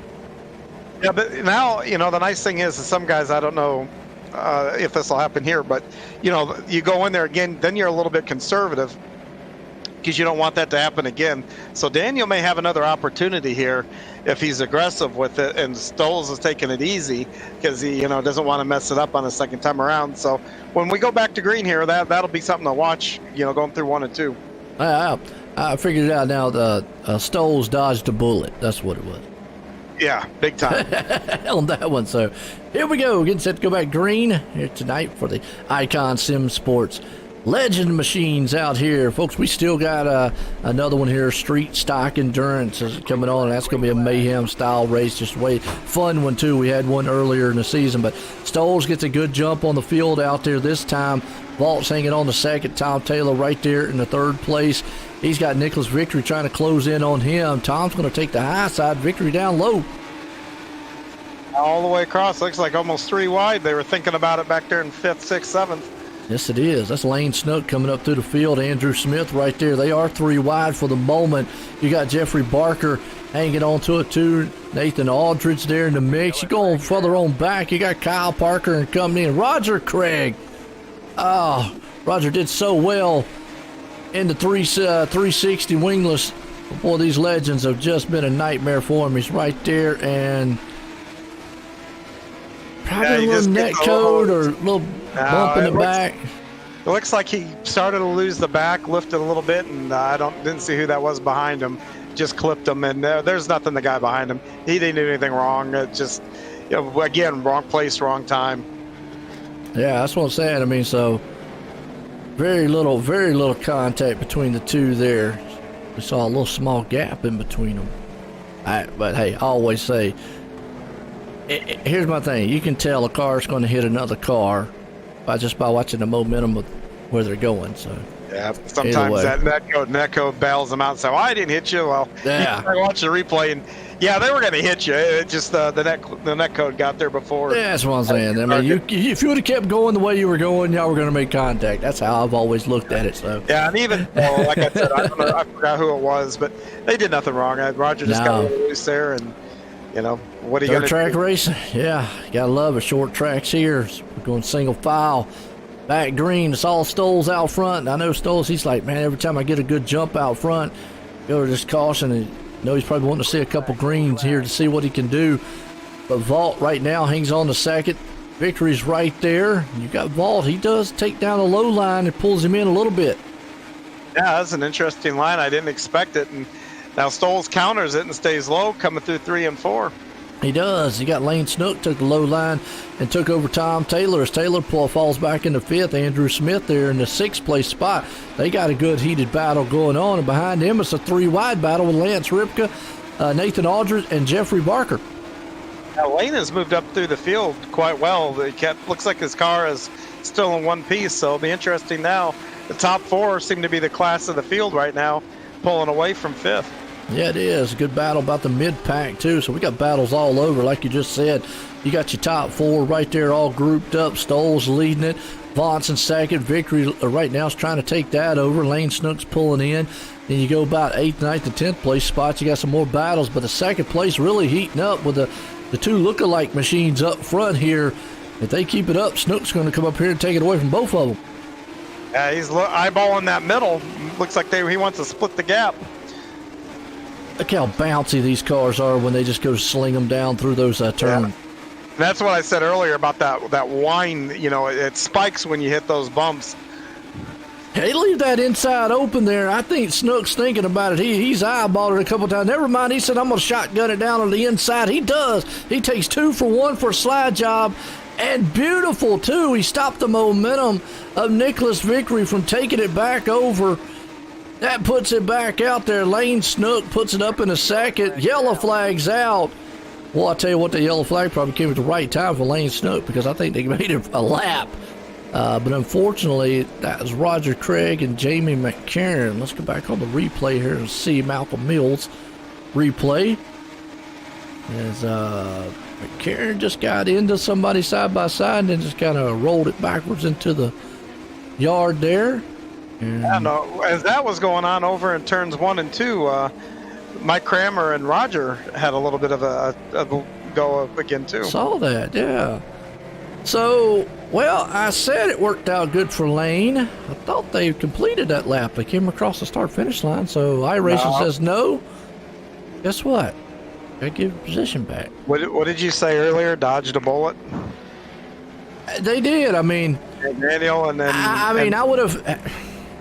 When they crossed the line, sometimes this no caution stuff confuses me on it, but hey, it is what it is. You should be in the car and have a couple of those and keep it backwards. I've invented cuss words in some of these cautions, you know. It's crazy, yeah. It's frustrating, and you know the thing is, if you transfer it over to real life, they do the same thing. They go back to they do, yeah. But we're just trained because we haven't had it in iRacing, and all of a sudden we have it, and that kind of thing just gets under your skin twice as much now. And it's just, like you said, it brings more realism to it. I like that too. You know, just something to get. Obviously, it's not like what it is in the asphalt side, where NASCAR does have timing towers on around the tracks. But you're also talking about a way bigger track. As we go back, Green Stoll's out front, Vault right there along with him. Now Snook's looking like he's going to try to take victory here on the inside, so he's not going to give up on working on him. He puts a slide job to take it up to third right now. Vickery fights back to the outside. And now Lane goes back to the bottom. This almost looks like a replay of what happened right before the caution came out. Problem is he didn't get the momentum slowed down, that one, and they was able to crisscross him back, but he's going to shot him through the middle. Look out, 3 wide. An outstanding battle. Yeah, this is a good one for second. Oh, little contact. That car kind of drifted up the track. He had to get out of the throttle, hurt the momentum just a little bit, but that was a good save, or both of them could have got wrecked right there. They're not giving up. I'm sure they're going to rubber band back together and go at it again. Absolutely, out front. Laps are winding down, so you're going to see the moves get a little more aggressive here. But we got Kyle Parker. Yep, Kyle Parker around. Let's go to Malcolm Mills' replay, see what happened to Kyle back here in the back. He is in that 513. Almost looks like he got one of the turtles. He got the tires down the bottom. He did. These cars do not like them things. No, the first time we ran these for the series, this Hometown Heroes deal, and I went and practiced a little bit so I could kind of guess what I'm talking about. And man, I tell you, I clipped those tires a couple times and barrel rolled, and you learn real quick. They're not there for. You got to stay away from them. Yeah, absolutely. I call them the half donuts down there because sometimes they can be deadly and sometimes not. We'll have to see it. For people out there that might run asphalt or whatever, the one track that I could equate those to is if you go to Myrtle Beach, they got those turtles coming out of the pit road, and if you clip those turtles in almost any car, bye-bye, you're done. You're going for a ride. You can upset them real easy, especially as low as these machines sit. You can already see them bouncing around on the track, and in dirt racing, not sure how it transfers over on iRacing a lot. I know they do a really good job, but I know in real life you get what they call ruts and all that, and that's just natural in dirt because it's going to get chewed up. So it definitely makes it even harder on the suspension and how these cars. But green flag! Boy, look at Stoles. He knows those guys are heating up behind him. He wanted to get a good jump, and he did. But look at Lane Snook tearing up the back end of victory. Yeah, it looks like they're going to be drag race down the back stretch now, and let's see what happens here going into 3. Yeah, Snook's right here trying everything he possibly can to get up underneath. Little contact, beating and banging right there. Gotta love it. I love a little bit of sheet metal tearing up out there. They're not giving each other an inch. Yeah, I always say rubbing's racing. You know, I always like that rubbing racing on short track. But Snook does take the second place spot. Vault drops back there into third. He's going to try to see if he can dive it down on the inside. White flag. I don't know if he's got enough time to run down Stoles, because Stoles got a pretty good lead unless he makes a mistake here in 3 and 4. He's going to try it out of 4. Not going to happen. Justin Stoles is going to win it here tonight. Lane Snook can snag it. Daniel Vault's going to hang on to third. That's a good run here for these legends. That was an outstanding race there for second, third, and fourth. Those guys put on a whale of a show.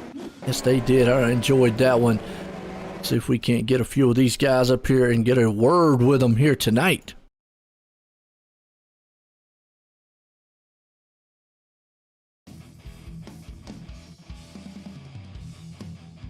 Here we got Daniel Vault.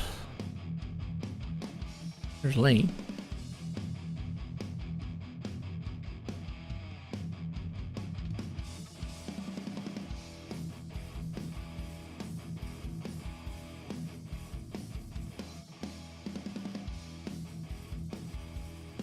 And I don't see Stoles.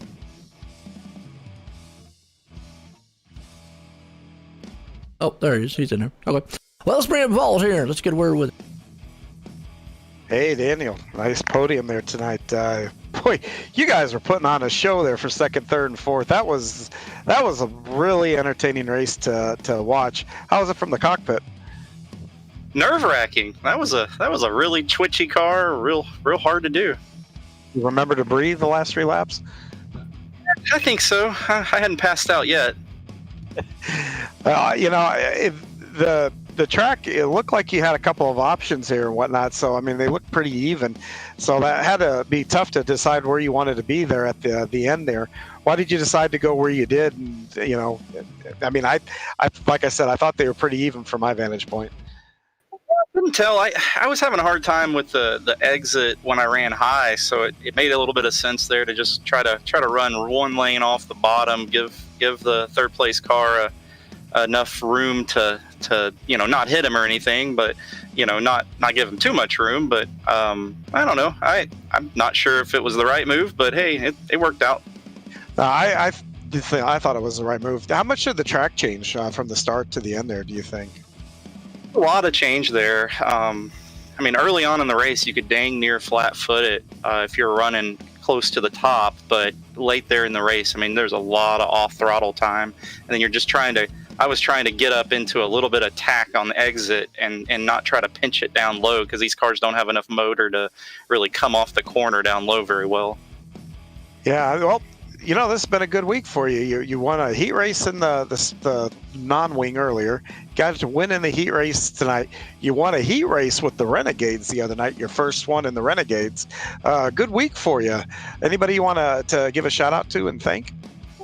Gambler Motorsports and the league and the broadcast booth and you, John, and just everything going on with the league seems like it's on the up and up, and everything's going really well. Oh, thank you very much. Checks in the mail. That's Daniel Vaught. Excellent podium position tonight. Finishes P3.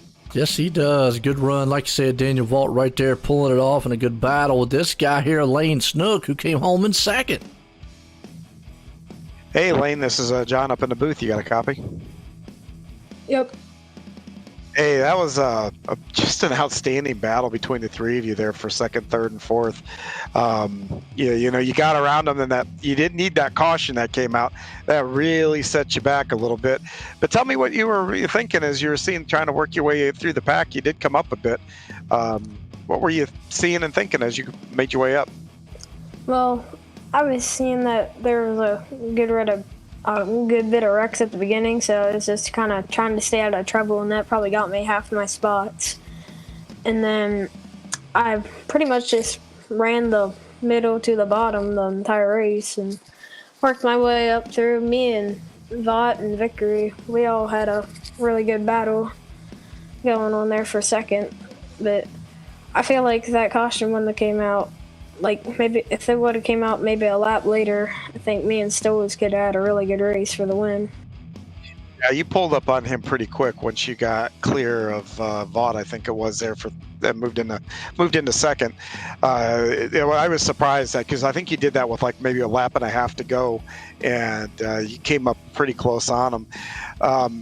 For you to, you said you stayed on the bottom to the middle. Did those two lanes change a whole lot through that race? Not totally. I didn't really change my line the entire race, just kind of how I ran it, like throttle control and stuff. But I don't know. It was pretty good, I think, actually. I don't think the top was where it was at, though, but Stoles made it work. There's always that guy that always seems to make that work. Usually it's your teammates Goldner and Moonen that seem to always do that. So anyway, hey, great run tonight. Congratulations on second place. Who would you like to thank? Yeah, I'd like to thank Vanderbilt Racing, Jesse, Brandon, Moonen, Goldner, Lacey, Fitzy, JP, Third Doctor Trucking, Bioil.com, Powerhouse Motorsports, Wagner Brothers, you guys for the broadcast, Roger and them for putting this league on, Universal Settlement Service, Jack On, Howard Associates, Keystone Alliance, KKP, Keystone Recording Products, Fox's Pizza Den, Mexico Ridge Beef Farm, Snoop Dirt Designs, and the Old Hatchery. Outstanding, Lane. Once again, congratulations. That's Lane Snook, second place tonight. Yeah, it is right there, Lane Snook, and I love, man, hearing that, and the list goes on and on with the sponsors. Well, this guy right here did what he needed to do. Justin Stoles, you in the booth, got a copy? Yep. Well, Justin, I tell you what, you dominated out front. Was you a little worried there at times that maybe Snook and Company might get to you? No, I was not worried. I mean, as long as I didn't get loose up top, I was fine. Because there was times it would just, on the cushion, it would just shoot you sideways. And that was the only way that if Lane was to catch up, if that would happen to me constantly. And I figured it out the last restart. Well, you definitely figured something out on this track because you dominated out front, led a lot of laps here tonight in the Epsilon Sprint Wrap victory lane for the Icon Sim Sports Hometown Heroes, the Legends. You got anybody you want to thank for a great win? Yeah, I want to thank Up North Esports and our sponsor, Alex Bergeron, ABR Setup Shop. He's been helping us out a lot, and just all the driver coaching he's been doing with us. I'll tell you what, you got a top name there in Alex Bergeron. I know that guy very well. So, again, congratulations there, Justin, on an awesome win tonight. Thank you. There we go. Justin Stoles putting it in victory lane. Well, folks, don't go anywhere. We've got some exciting racing coming up. We've got a 75-lap endurance race with some street stock. So we'll be right back here in a few.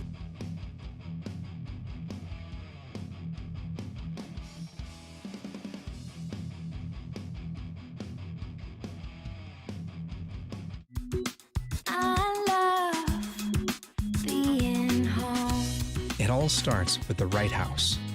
That's where we come in. Howard Hanna. Home happens here.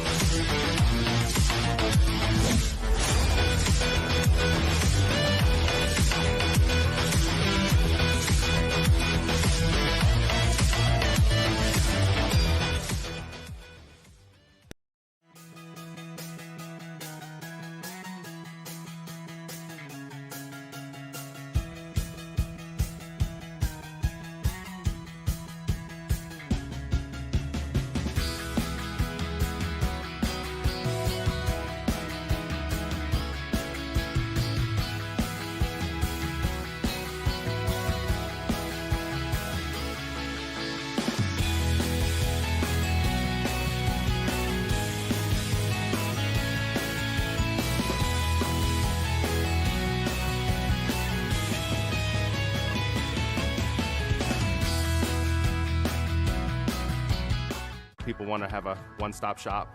They need us for now all these different services, not just the heating and air side. When things are going wrong, you want the company that's going to be able to get things done as fast as possible for you. Today, we're going to be in over 600 homes. What the customers can count on is we're going to send a competent person to your home with a vehicle that's stocked and prepared. We're going to do what's right. Right now, we're waiving our $79 service fee with any Cool Ray, Brightbox, or Mr. Plumber service.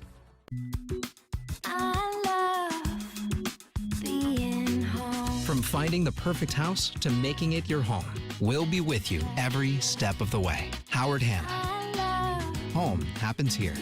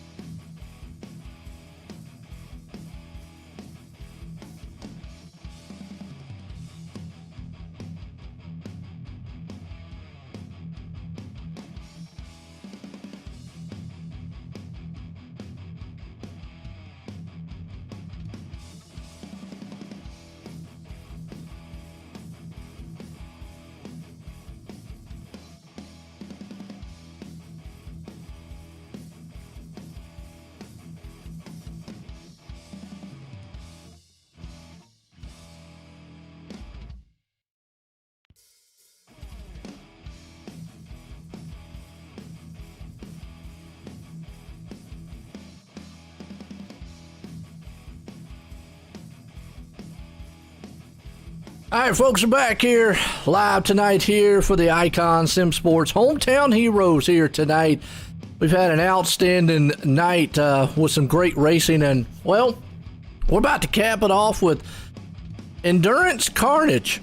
Let's just say it like that, because it's almost anything goes, last man standing. It's not a demo derby now, but really kind of anything goes here. As we got our Gambler Motorsports pre-race show here, definitely check out Gambler Motorsports over on Facebook, because those guys, well, they just love racing, and they got a great race team that does asphalt, dirt, road racing, and they even do the endurance races, a 24-hour Le Mans, a Daytona. Check them out there on Facebook, Gambler Motorsports. Give them a like and a share, as I know they're out here in the GForce Racing League too. Well, John, it's been a good night of racing so far, and we've got a good one here. Yeah, we do. Looks like cars are pretty tightly packed together, looking at the timesheet.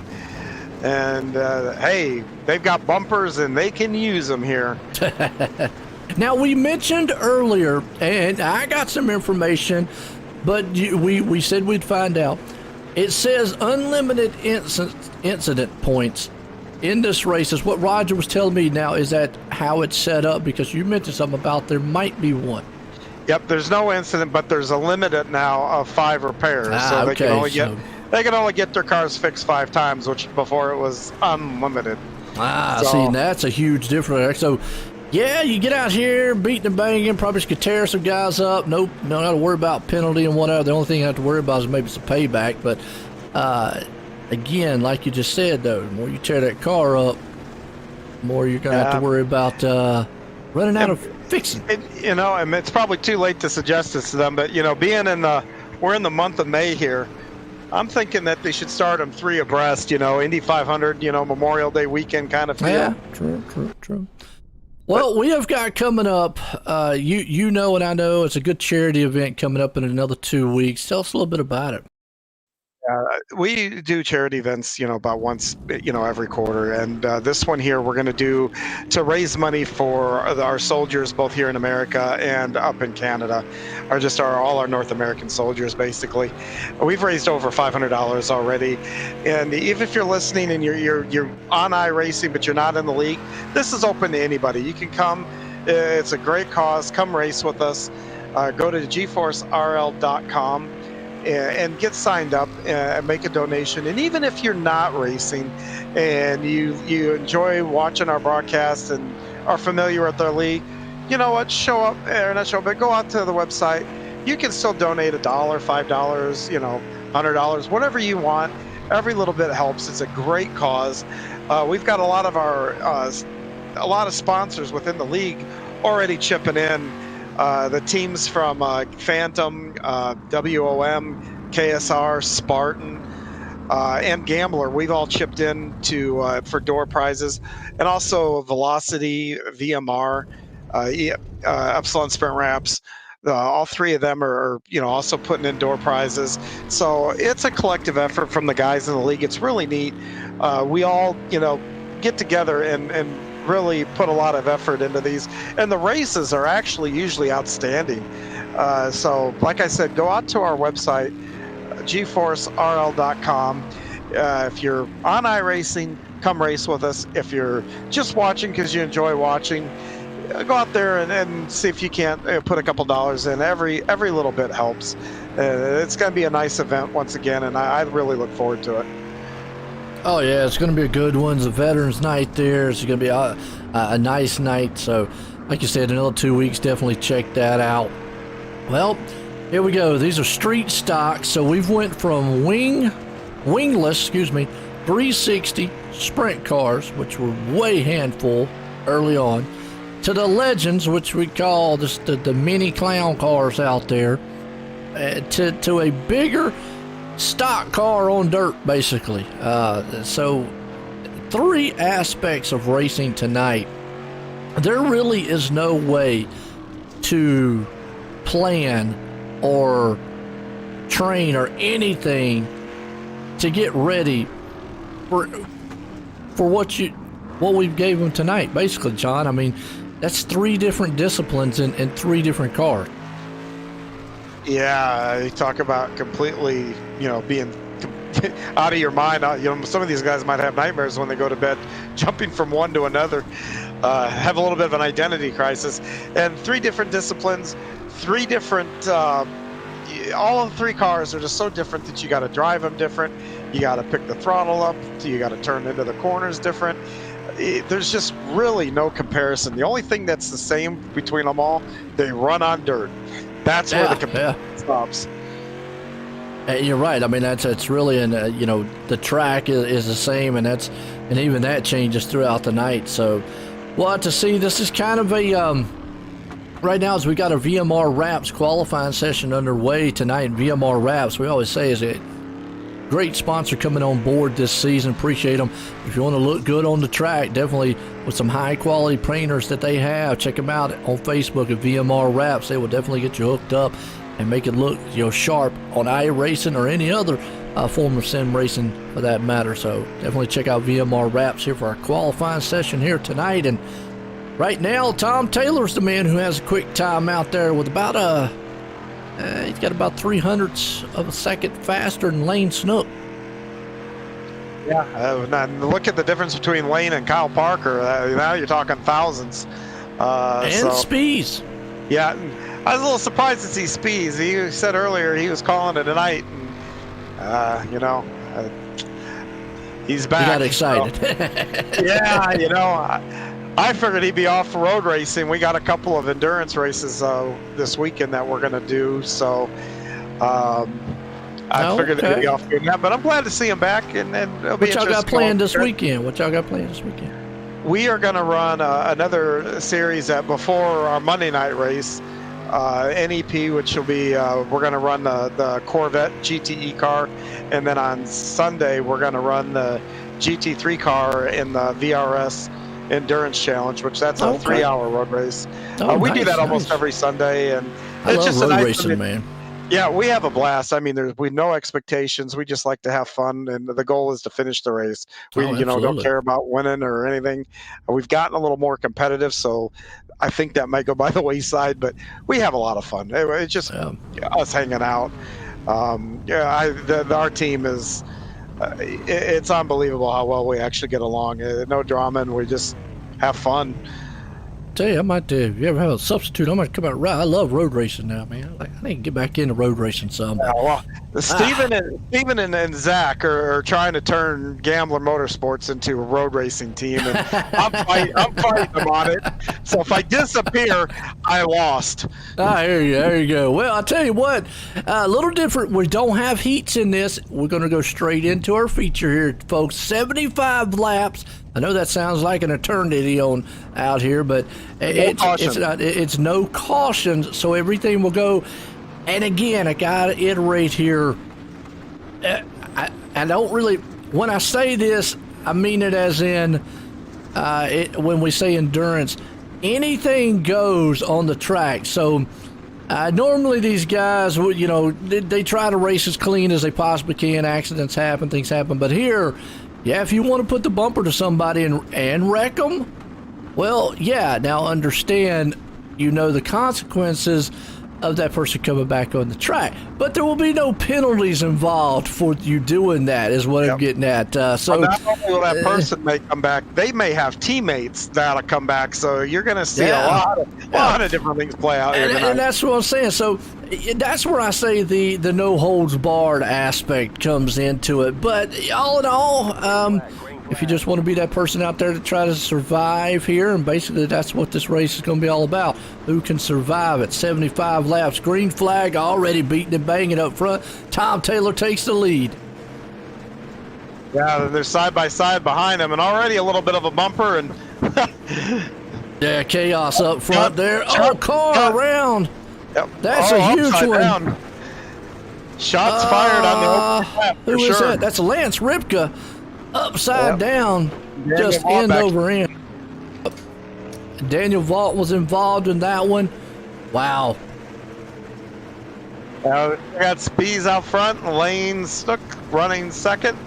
Looks like they've settled in here, and now we'll see with the strategy. You know, the guys get up to their bumper. Are they going to try to pass them, or are they going to move them? That's going to be the big question here that we're going to find out over the next 73 laps or so. And just being up here in the booths, it's really easy for us to get up here and speculate on things. But I'm going to tell you what, I think Lane Snook right now we talked about it. I think right now he is sitting in probably the best spot to be. Obviously, out front, you normally always want to be out front, but I think right here, being in second, and, well, doing that's not going to help. But anyways, him and just Lane Snook just got involved with the leader. But I was going to say, now it would be Zach Chapman. Sitting in second, the reason I say this is because if you could stay in that spot the entire race to the last lap, basically then move the front runner, is what I'm getting at. And I think if you could stay, so I think being out front is probably, I don't want to say the worst place to be, but probably the danger zone. The danger zone. Yeah, the target. He's the danger zone is that first place. So I think second, third is probably where, me personally, that you'd want to be. But right now, it's all Zach Chapman. He wants that lead, though, from Kyle Parker. Yeah, competitive nature here, but yeah, I'm sure, guys, as the cars get strung out all the way around the track, people are watching their relative, and they see that number 1, number 2, number 3. You know, they're going to beat them because they're still trying to beat them. So if they wreck them, they can make that lap up. You know, so they can. Yeah, they sure can. If they put them in the fence and they drive off, they get to drive around the track. You know, so it's, you know, like you said, anything goes. It does right now. Well, here's another thing, though. Put a lap car and pick them right there. Then the lap car gets up there and bumps the leaders. Man, I don't know like how in the world Parker got through there. That looked like a couple Gambler guys kind of teamed up there on Kyle. Oh, and you see the lap car slammed up in the side of, I think it was not Torrey Stewart, but Tom Taylor. A little contact there. Wow. They are still battling up front. I mean, here's the trouble. Once Kyle gets into lap traffic, getting out of it's going to be the problem. You see Zach Chapman's able to use that path. Yep, the pick and cost him the lead trying to get around, but he's coming right back at him. Kyle's on the inside right now, trying to see if he can't put a slide job back on it. Not sure who that is in that lap car behind him right there. But he's hanging on with him so far. That's another Gambler guy. That's Connor Ross, who's usually up here doing track updates. Well, okay. Well, then Connor right there trying to see if he can help out. And like what you said, it's all fair game, man. Help out your teammates out here. That's kind of what you're going to see. But right now, Zach Chapman. Now, if you are the leader, this is what you want to do. Get away from that second place guy as far as you can. Yeah, and keep your teammates in tow to maybe run interference for you running the lap through the lap. But right now, Kyle's up there between the two Gambler drivers, so he's probably hoping he sees his teammates on the relative, which they are closing up on a Spartan car. Tom Taylor is now in front of Zach Chapman, and they're closing up on him. So it'll get a little dicey here probably in a few laps. Got to go back here to around 6th, 7th, 8th place spots. You got cars been all over the place. Terry Landis company, Andrew Smith spinning around, John Rayner's right there and company. They're hooking up on each other. So we got battling all over the track right now. Still got the leaders at it though. You got Chapman, Parker right there. Parker's going to try to high lane now. Yeah, they're trying to. You got to run where they're not still to an extent. Once they get up here, though, to this pack of cars, it's going to be danger lurking around every corner. And they're coming up on a huge set of the back end of traffic here. Over in turn 4, they're coming Jason up on. Ferguson right there. Oh, they're going to split the middle. Parker, good move by him. Did you see that go high? Oh, man. Oh, wow. I'm up in the booth, and I puckered at that one. Whoa. That was exciting right there. Victory, though. I don't know who that was. Tom Taylor went upside down. That was a Spartan on Spartan crime there. Oh, still Tom Taylor upside down. He's dead on the track. Oh, wow. Cars are everywhere, but right now the battle's on up front. Kyle's got a little bit of breathing room over Chapman. Victory now has closed in on the back end of Chapman here. Yeah, and you got a couple lap cars here stuck in between them. Roger Craig is to the outside of Chapman. Oh, Lord, and he's got his Pabst Blue Ribbon machine out there. Yeah. And he just got knocked out. Never mind, we're going to quit talking about Roger all night. He just got knocked out of the way. Yeah, I'd play a dime to a dollar. Roger's still got a big grin on his face. He was wanting to do this. Yeah. Fun to get out here. When you know there's just nothing, just get out here and go. Now the lap car's right there on the back end, and Nicholas hanging with him pretty strong-wise. And you see there in the front, Kyle Parker's having his hands full with a lap car. And Zach Chapman says, I'll take advantage of that and go scooting on around him. These guys are actually keeping up a pretty good battle here for the lead. The top three are right there. Absolutely. Kyle Parker still in second. Victory is right there. I mean, if they make a mistake in front of him, he's going to be able to pounce on him and take that spot. Zach, I can promise you, is real happy right now. These are the cars Zach loves the most. Then we've kind of coursed him into running other cars, but this right here, this is Zach's wheelhouse in these cars, so I'm sure he's having a good time. Absolutely. Roger got him a new car. He's back out there running around in the Pabst Blue Ribbon machine. You got Mike Kramer out there running pretty good. Oh, Lance Ripka upside down, crashing a little bit here. Oh, got the leaders. Woo.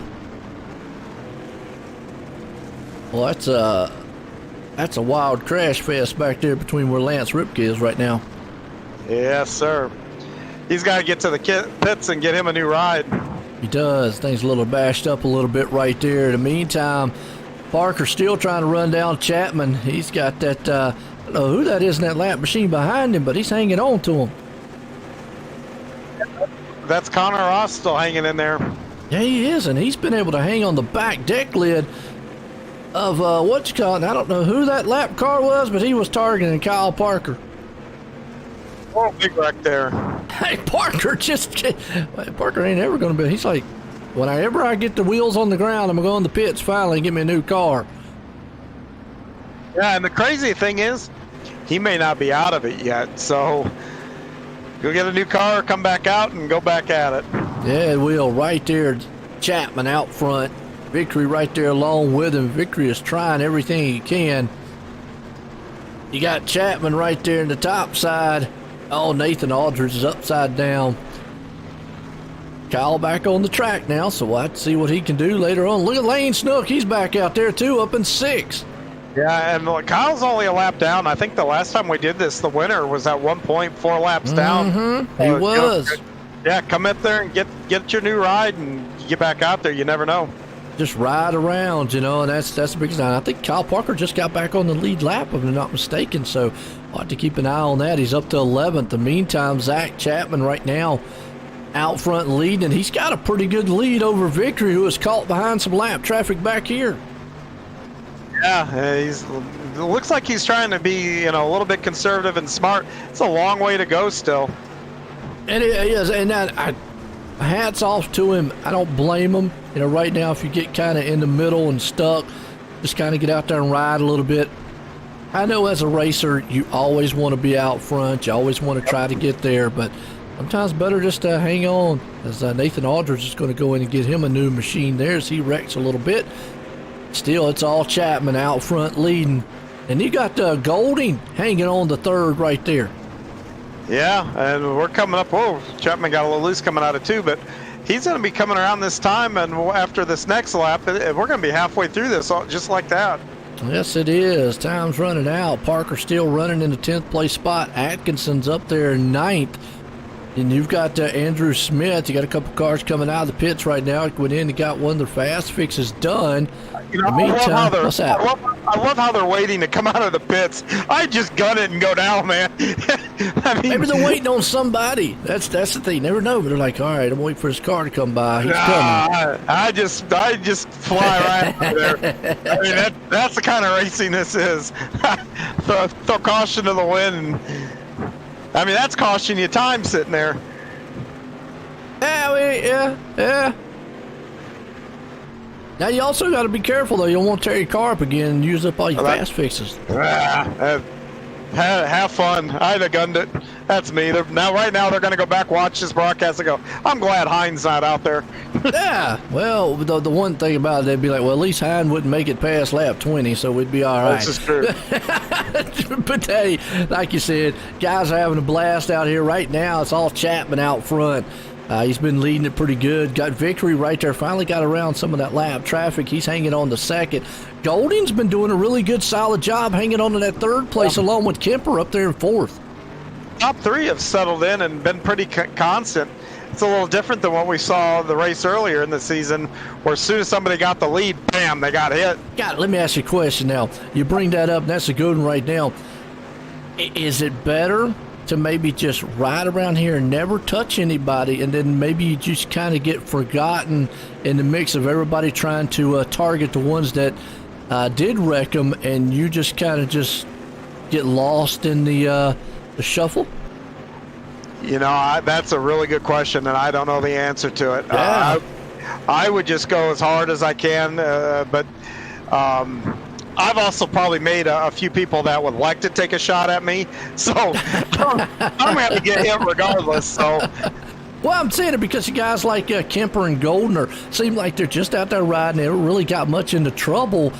And, you know, a lot of these other guys out there beating and banging and you know, turning, and the other guys, maybe their strategy is, if I just kind of stay kind of quiet and away from everybody, they'll leave me alone if I leave them alone kind of attitude. You know, that's another way of strategy going about it. It might work. You never know. It may work. That very well might work, because guys, I think they're looking at that relative to see that number one. That second and that third are probably a little less important to them. Yeah, absolutely. And right now, well, Chapman right now has lost the lead to victory. So somewhere in the mix here I was watching back there at Goldner, and actually Golding is going into the pit to get a new machine right now. So he's going to drop that thing back there, puts Kemper up in the third, who has just quietly kind of ran around the track, is why I brought that up. He's not got into trouble. I mean, he's got a little damage, but he's not really got into anybody. He stayed up high on the track, and he's just kind of been like a ghost on the track. Nobody's got near him right now. Might be a smart play to think about. Yeah, I agree. I agree 100%. Well, right now, Victory's the man out front, doing really well. Chapman has fallen back. Kemper there in third. Spees has moved up to the fourth place spot, and Lane Snook back on the fourth. Stewart's in there hanging on to sixth. Atkinson, seventh. We got Andrew Smith there in eighth. Kyle Parker has moved back to ninth, so slowly but surely he's moving up. And then Golding, he went back in to get a new car who was up front. He's back into 10th. John Rayner, he's crab walking a little bit. He's going to have to go get something here. Yeah, that car's not right. Connor just put Roger straight into the tire, so that'll be an interesting conversation next time they go fishing. Oh, yeah, Roger Craig, he's on the outside looking in, and I think he's just going to go into pits. Oh, there's another car on the inside. Who was a car there on the inside? It just went into the wall. That was right in front of Zach Chapman. Andrew Smith. Yep, he's going into the pits. Wow. I think Zach's car's gotten a little beat up. I'm watching guys pass him now pretty easy. It looks like he's got a lot of damage across that nose. So that goes back to what you were saying. Lay low, try to keep the car clean. Because right now, Zach is definitely down on power and falling back. And a lot of these guys who went out and got clean cars back in and came back out, early in the race, now they're the ones that are passing, like Spees up to third place. Kemper now hanging on to the second place. Victory leading it. Got some cars in the infield right there. Kyle Parker's back up to seventh. Stewart hanging on to sixth. So I don't know who's going to survive this race here tonight. Yeah, we're getting down to it. About 20 laps to go. So you guys are going to have to get it sorted out. I think it's almost too late now to go to the pits and recover. Oh, man. Ferguson around. They're on the front stretch, and here comes the leaders. Victory just slid by on that one. Troy Stewart around. It's always not a good sign when you see a car spin around in front of you and you're coming there full blast towards you. I don't know if it's worse coming into it because I had that happen earlier tonight. You're the guy sitting there knowing you're about to get hit. In the virtual world, it's not so bad, but the real world, when you come to a stop and you know they're coming at you, man, I'm telling you that there is no worse feeling in a race car than that. Close your eyes and pray. That's about the only thing I'd say on that one. But yeah, you're right. That's crazy. Victory right now still leading. Got a pretty good lead over Kemper, which could change because he's in a lot of traffic. Actually got around a lot of the traffic there. Roger Craig again around. So Craig not having a fun time out. Well, he's having a fun time. He's just not having as successful as he'd like to be. He's back in 19th, but, well, he's rolling. Now, see, for a guy like Roger Craig, I would have to say that this should be kind of his kind of race. Wreck a lot. Oh. He's going to be like, Joe, what's wrong with you? No. Now, look, the reason I say that is because here lately, everybody's been saying he can't get in and out of the door of the GForce Racing office because he's been winning a lot. So there you go. They have to bring him. They're all like, man, we got to bring him back down to our level a little bit here. So he has been winning. Working his way up and getting in a Renegades race. And there you go.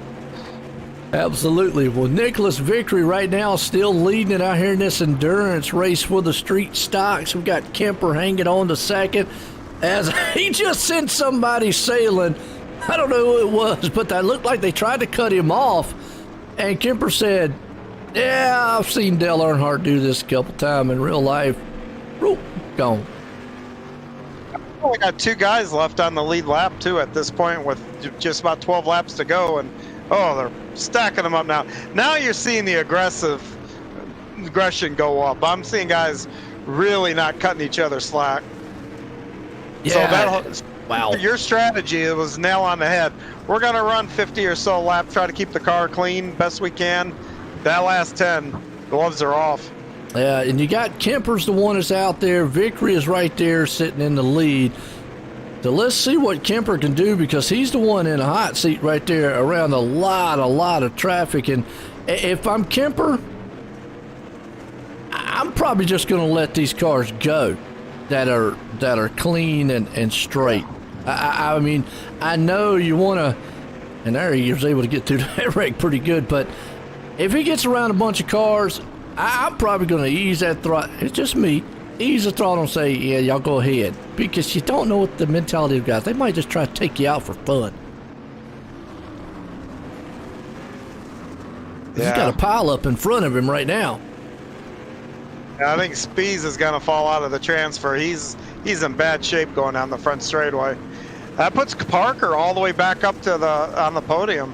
Smooth move you just saw Kemper do right there. He ran up on the back end. Not sure who it was, but it looked like they almost tried to stop in front of him and take him out. He slammed on the brakes, let him go, waited till they lost their momentum, and then shot right by him. So, yeah, I see that's a good strategy by Kemper right now.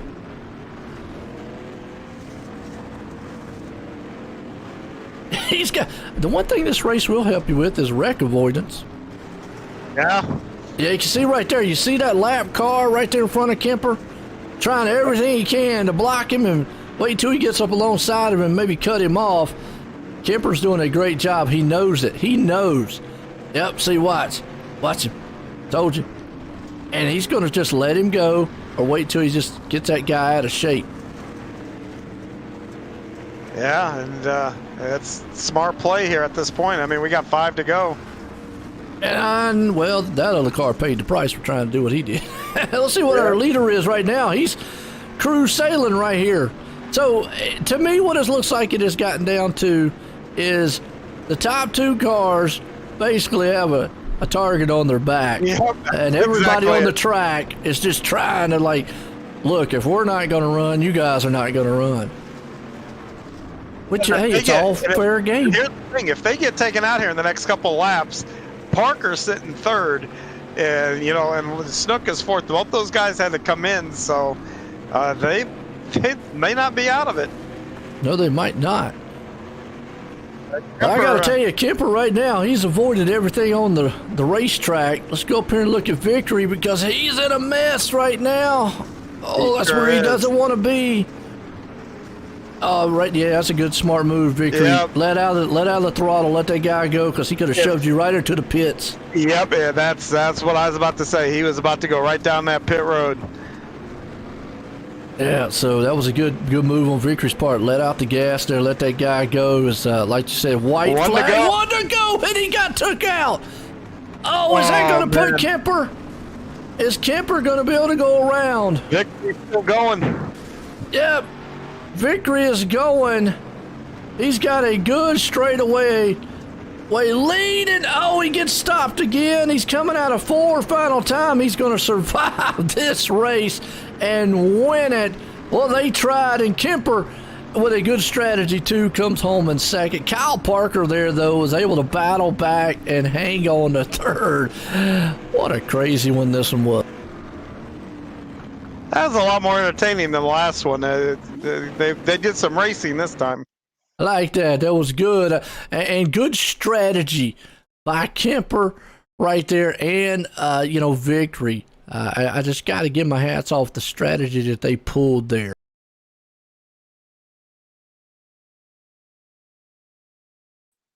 Yeah, they did the right thing. They kept it clean for the first part, and then and never mind getting to that lap 70. Getting towards the end, that strategy that got them there. The fact that with the target on their backs, to be able to still get to the end, because guys were flat out trying to take him out. They weren't trying to make life hard. They were trying to just plant him into the wall. So he did a great job there. All fun here tonight. Well, let's bring up Kyle Parker. Let's get a word with him. Hey, Kyle, this is John up in the booth. You got me? Oh, yeah. Well, that was eventful for you. Had to lead there early and had to make a pit, and still made a nice comeback through the field. I think you fell back to maybe around 9th or 10th at one point. Did you have any kind of strategy that you just thought, okay, this is how I'm going to handle this tonight? And did you stick with it? Did you stick to the strategy you had coming in? No, not really. I kind of just said, whatever happens, happens. Me and Chapman it brought us back to, last season in the Dirt Street Stocks when it was just me and him. Every week we were battling for first and second, so that was fun. I forgot about the Enduro. I was like, let's race, man, and then I remembered the Enduro when Vaught got me. And then I was like, oh, right, we're doing an Enduro, not a race.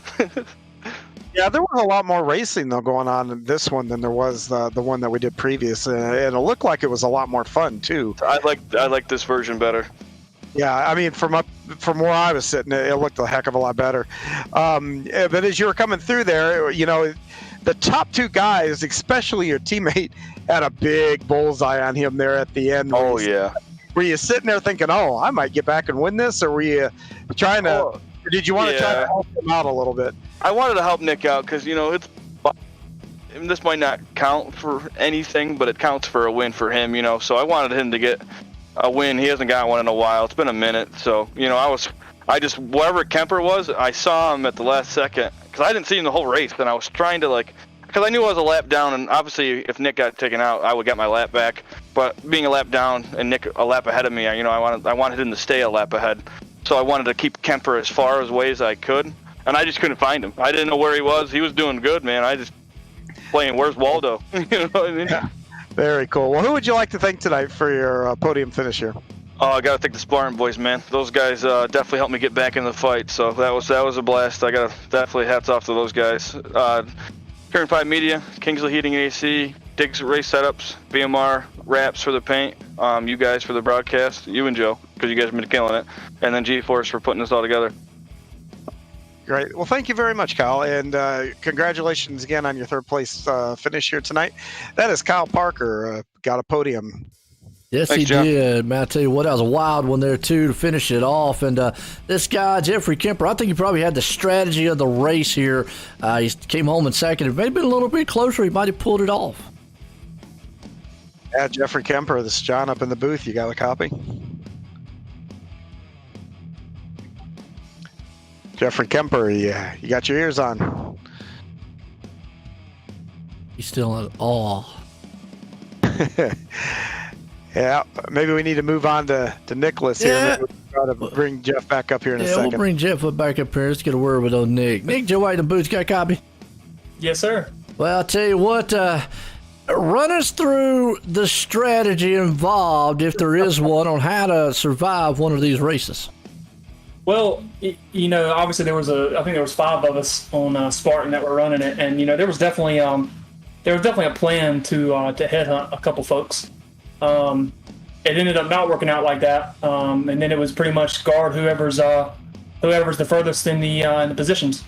That happened to be me for the majority of the race, but you know, I had a couple guys behind me that were trying to keep people away from me, and honestly, I was content riding behind lap cars. You know, I kind of have an idea of who's on whose team, you know, so it didn't really get really hairy there until about the last 2 laps. Yeah, I got to ask about that, yeah. And Lane, they were definitely trying to get me there at the end. They were, and now, was you a little worried? Because I think if it had been another lap, Kemper might have caught up with you. Yeah, me and Kyle, you know, he was back there headhunting Kemper, and they were keeping a track on the relative timing to tell me how far back he was. When Lane got me in 1, and I got stuck behind a couple of those cars, I was like, man, he has to be coming. You know, I'm trying to downshift to get the car back going right, and but also trying to stay out of the way of the guys that were, you know, coming to get me in turn 3. So it was fun.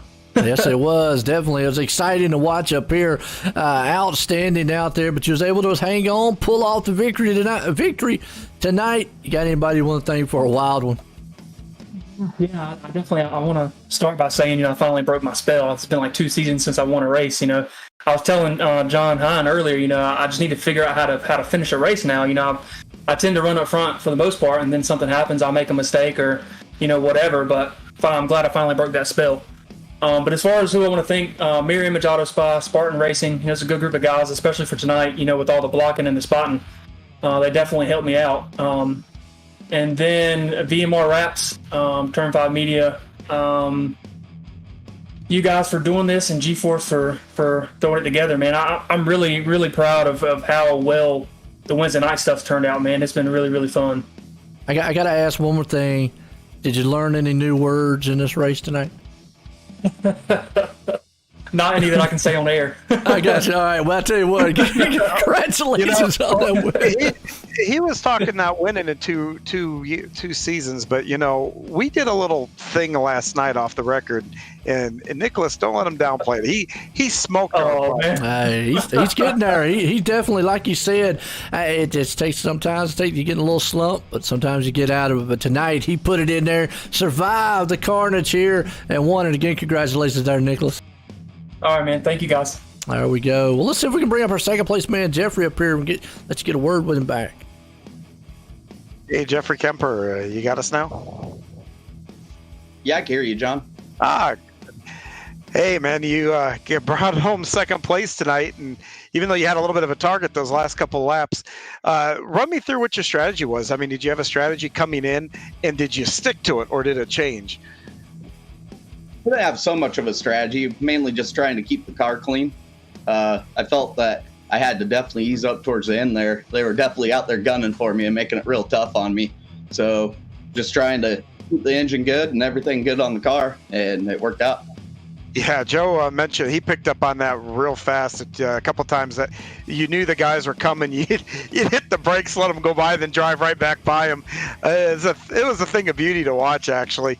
You know, once you started getting towards the end, though, and obviously the headhunting became a little more intense. Where did you feel? Did you feel safer, like towards the bottom of the track or to the top? I mean, was there like any particular line, or were you just trying to go where cars weren't? Most comfortable up on the high side. I had a little bit of wheel damage, I think, so it wasn't turning very good down on the inside, but felt the high side was pretty good. I don't know with cars wrecking if that was the best spot to be, because they were always coming up into me and pushing me into the wall, but it seemed to work out all right, and it was where I felt most comfortable with. Well, this is about running up top. If you're up top, you know, you don't have very far to hit that wall. So when you do hit it, you don't damage your car quite as much as when you come all the way across the track and just annihilate the wall. So that's probably wasn't a bad idea now that I think about it. Well, a great run tonight. Second place. Who would you like to thank? Well, I got to thank you guys for putting it on, GForce Racing League. Also thank Joe White for the broadcast, and most importantly, my girlfriend and my family that put up with me with all the laps and all the time that I spend on here. If I didn't have their support, that'd be really rough. The girlfriend, you need to, next time we do ladies' night, you should let her on there, let her have a crack at it, so you guys can share that experience and have something to talk about, and maybe even become a team and get her racing. Tried to get her into it, but I don't think I accepted the league invite, so it just showed up as watching. And we're a little bit bummed about that, but we'll catch the next one for sure. Oh, excellent. Well, great. That is Jeffrey Kemper tonight, your second place finisher. And what a great run and what a great night, Joe. Oh, absolutely. I tell you what, like you just said right there, our second place man bringing it home, Jeffrey Kemper. Good run for him, but Nicholas Vickery pulling it off in a wild one. And like you just said there, John, what a wild night it was here for these guys. I mean, I don't know how they survived the carnage there at the end. I don't either. It amazed me because I really, especially there, I was trying to watch them both, but they were both kind of on different sides of the track. But Nick, he had to dodge at least 15 different landmines in those last couple laps. So he did an outstanding job to get it to the end there. And like he was saying, he had his teammates looking out for him. And you know what it reminded me of, Joe, is, well, I think what we just watched was basically roller derby. You remember roller derby back, Yep. Where you had the one person flying and you had the team, trying to, yeah. stab the other guy. We just witnessed roller derby on dirt, I think. Maybe that's what we need to do it. GForce Racing, roller derby on dirt with the street stock cars. That's a good one for the next one. Well, folks, I hope you enjoyed it tonight here, the Icon Sim Sports Hometown Heroes Night. We had a great one. Until next time, check out the GForce RL.com for all your information. For myself and everyone here, have a good night.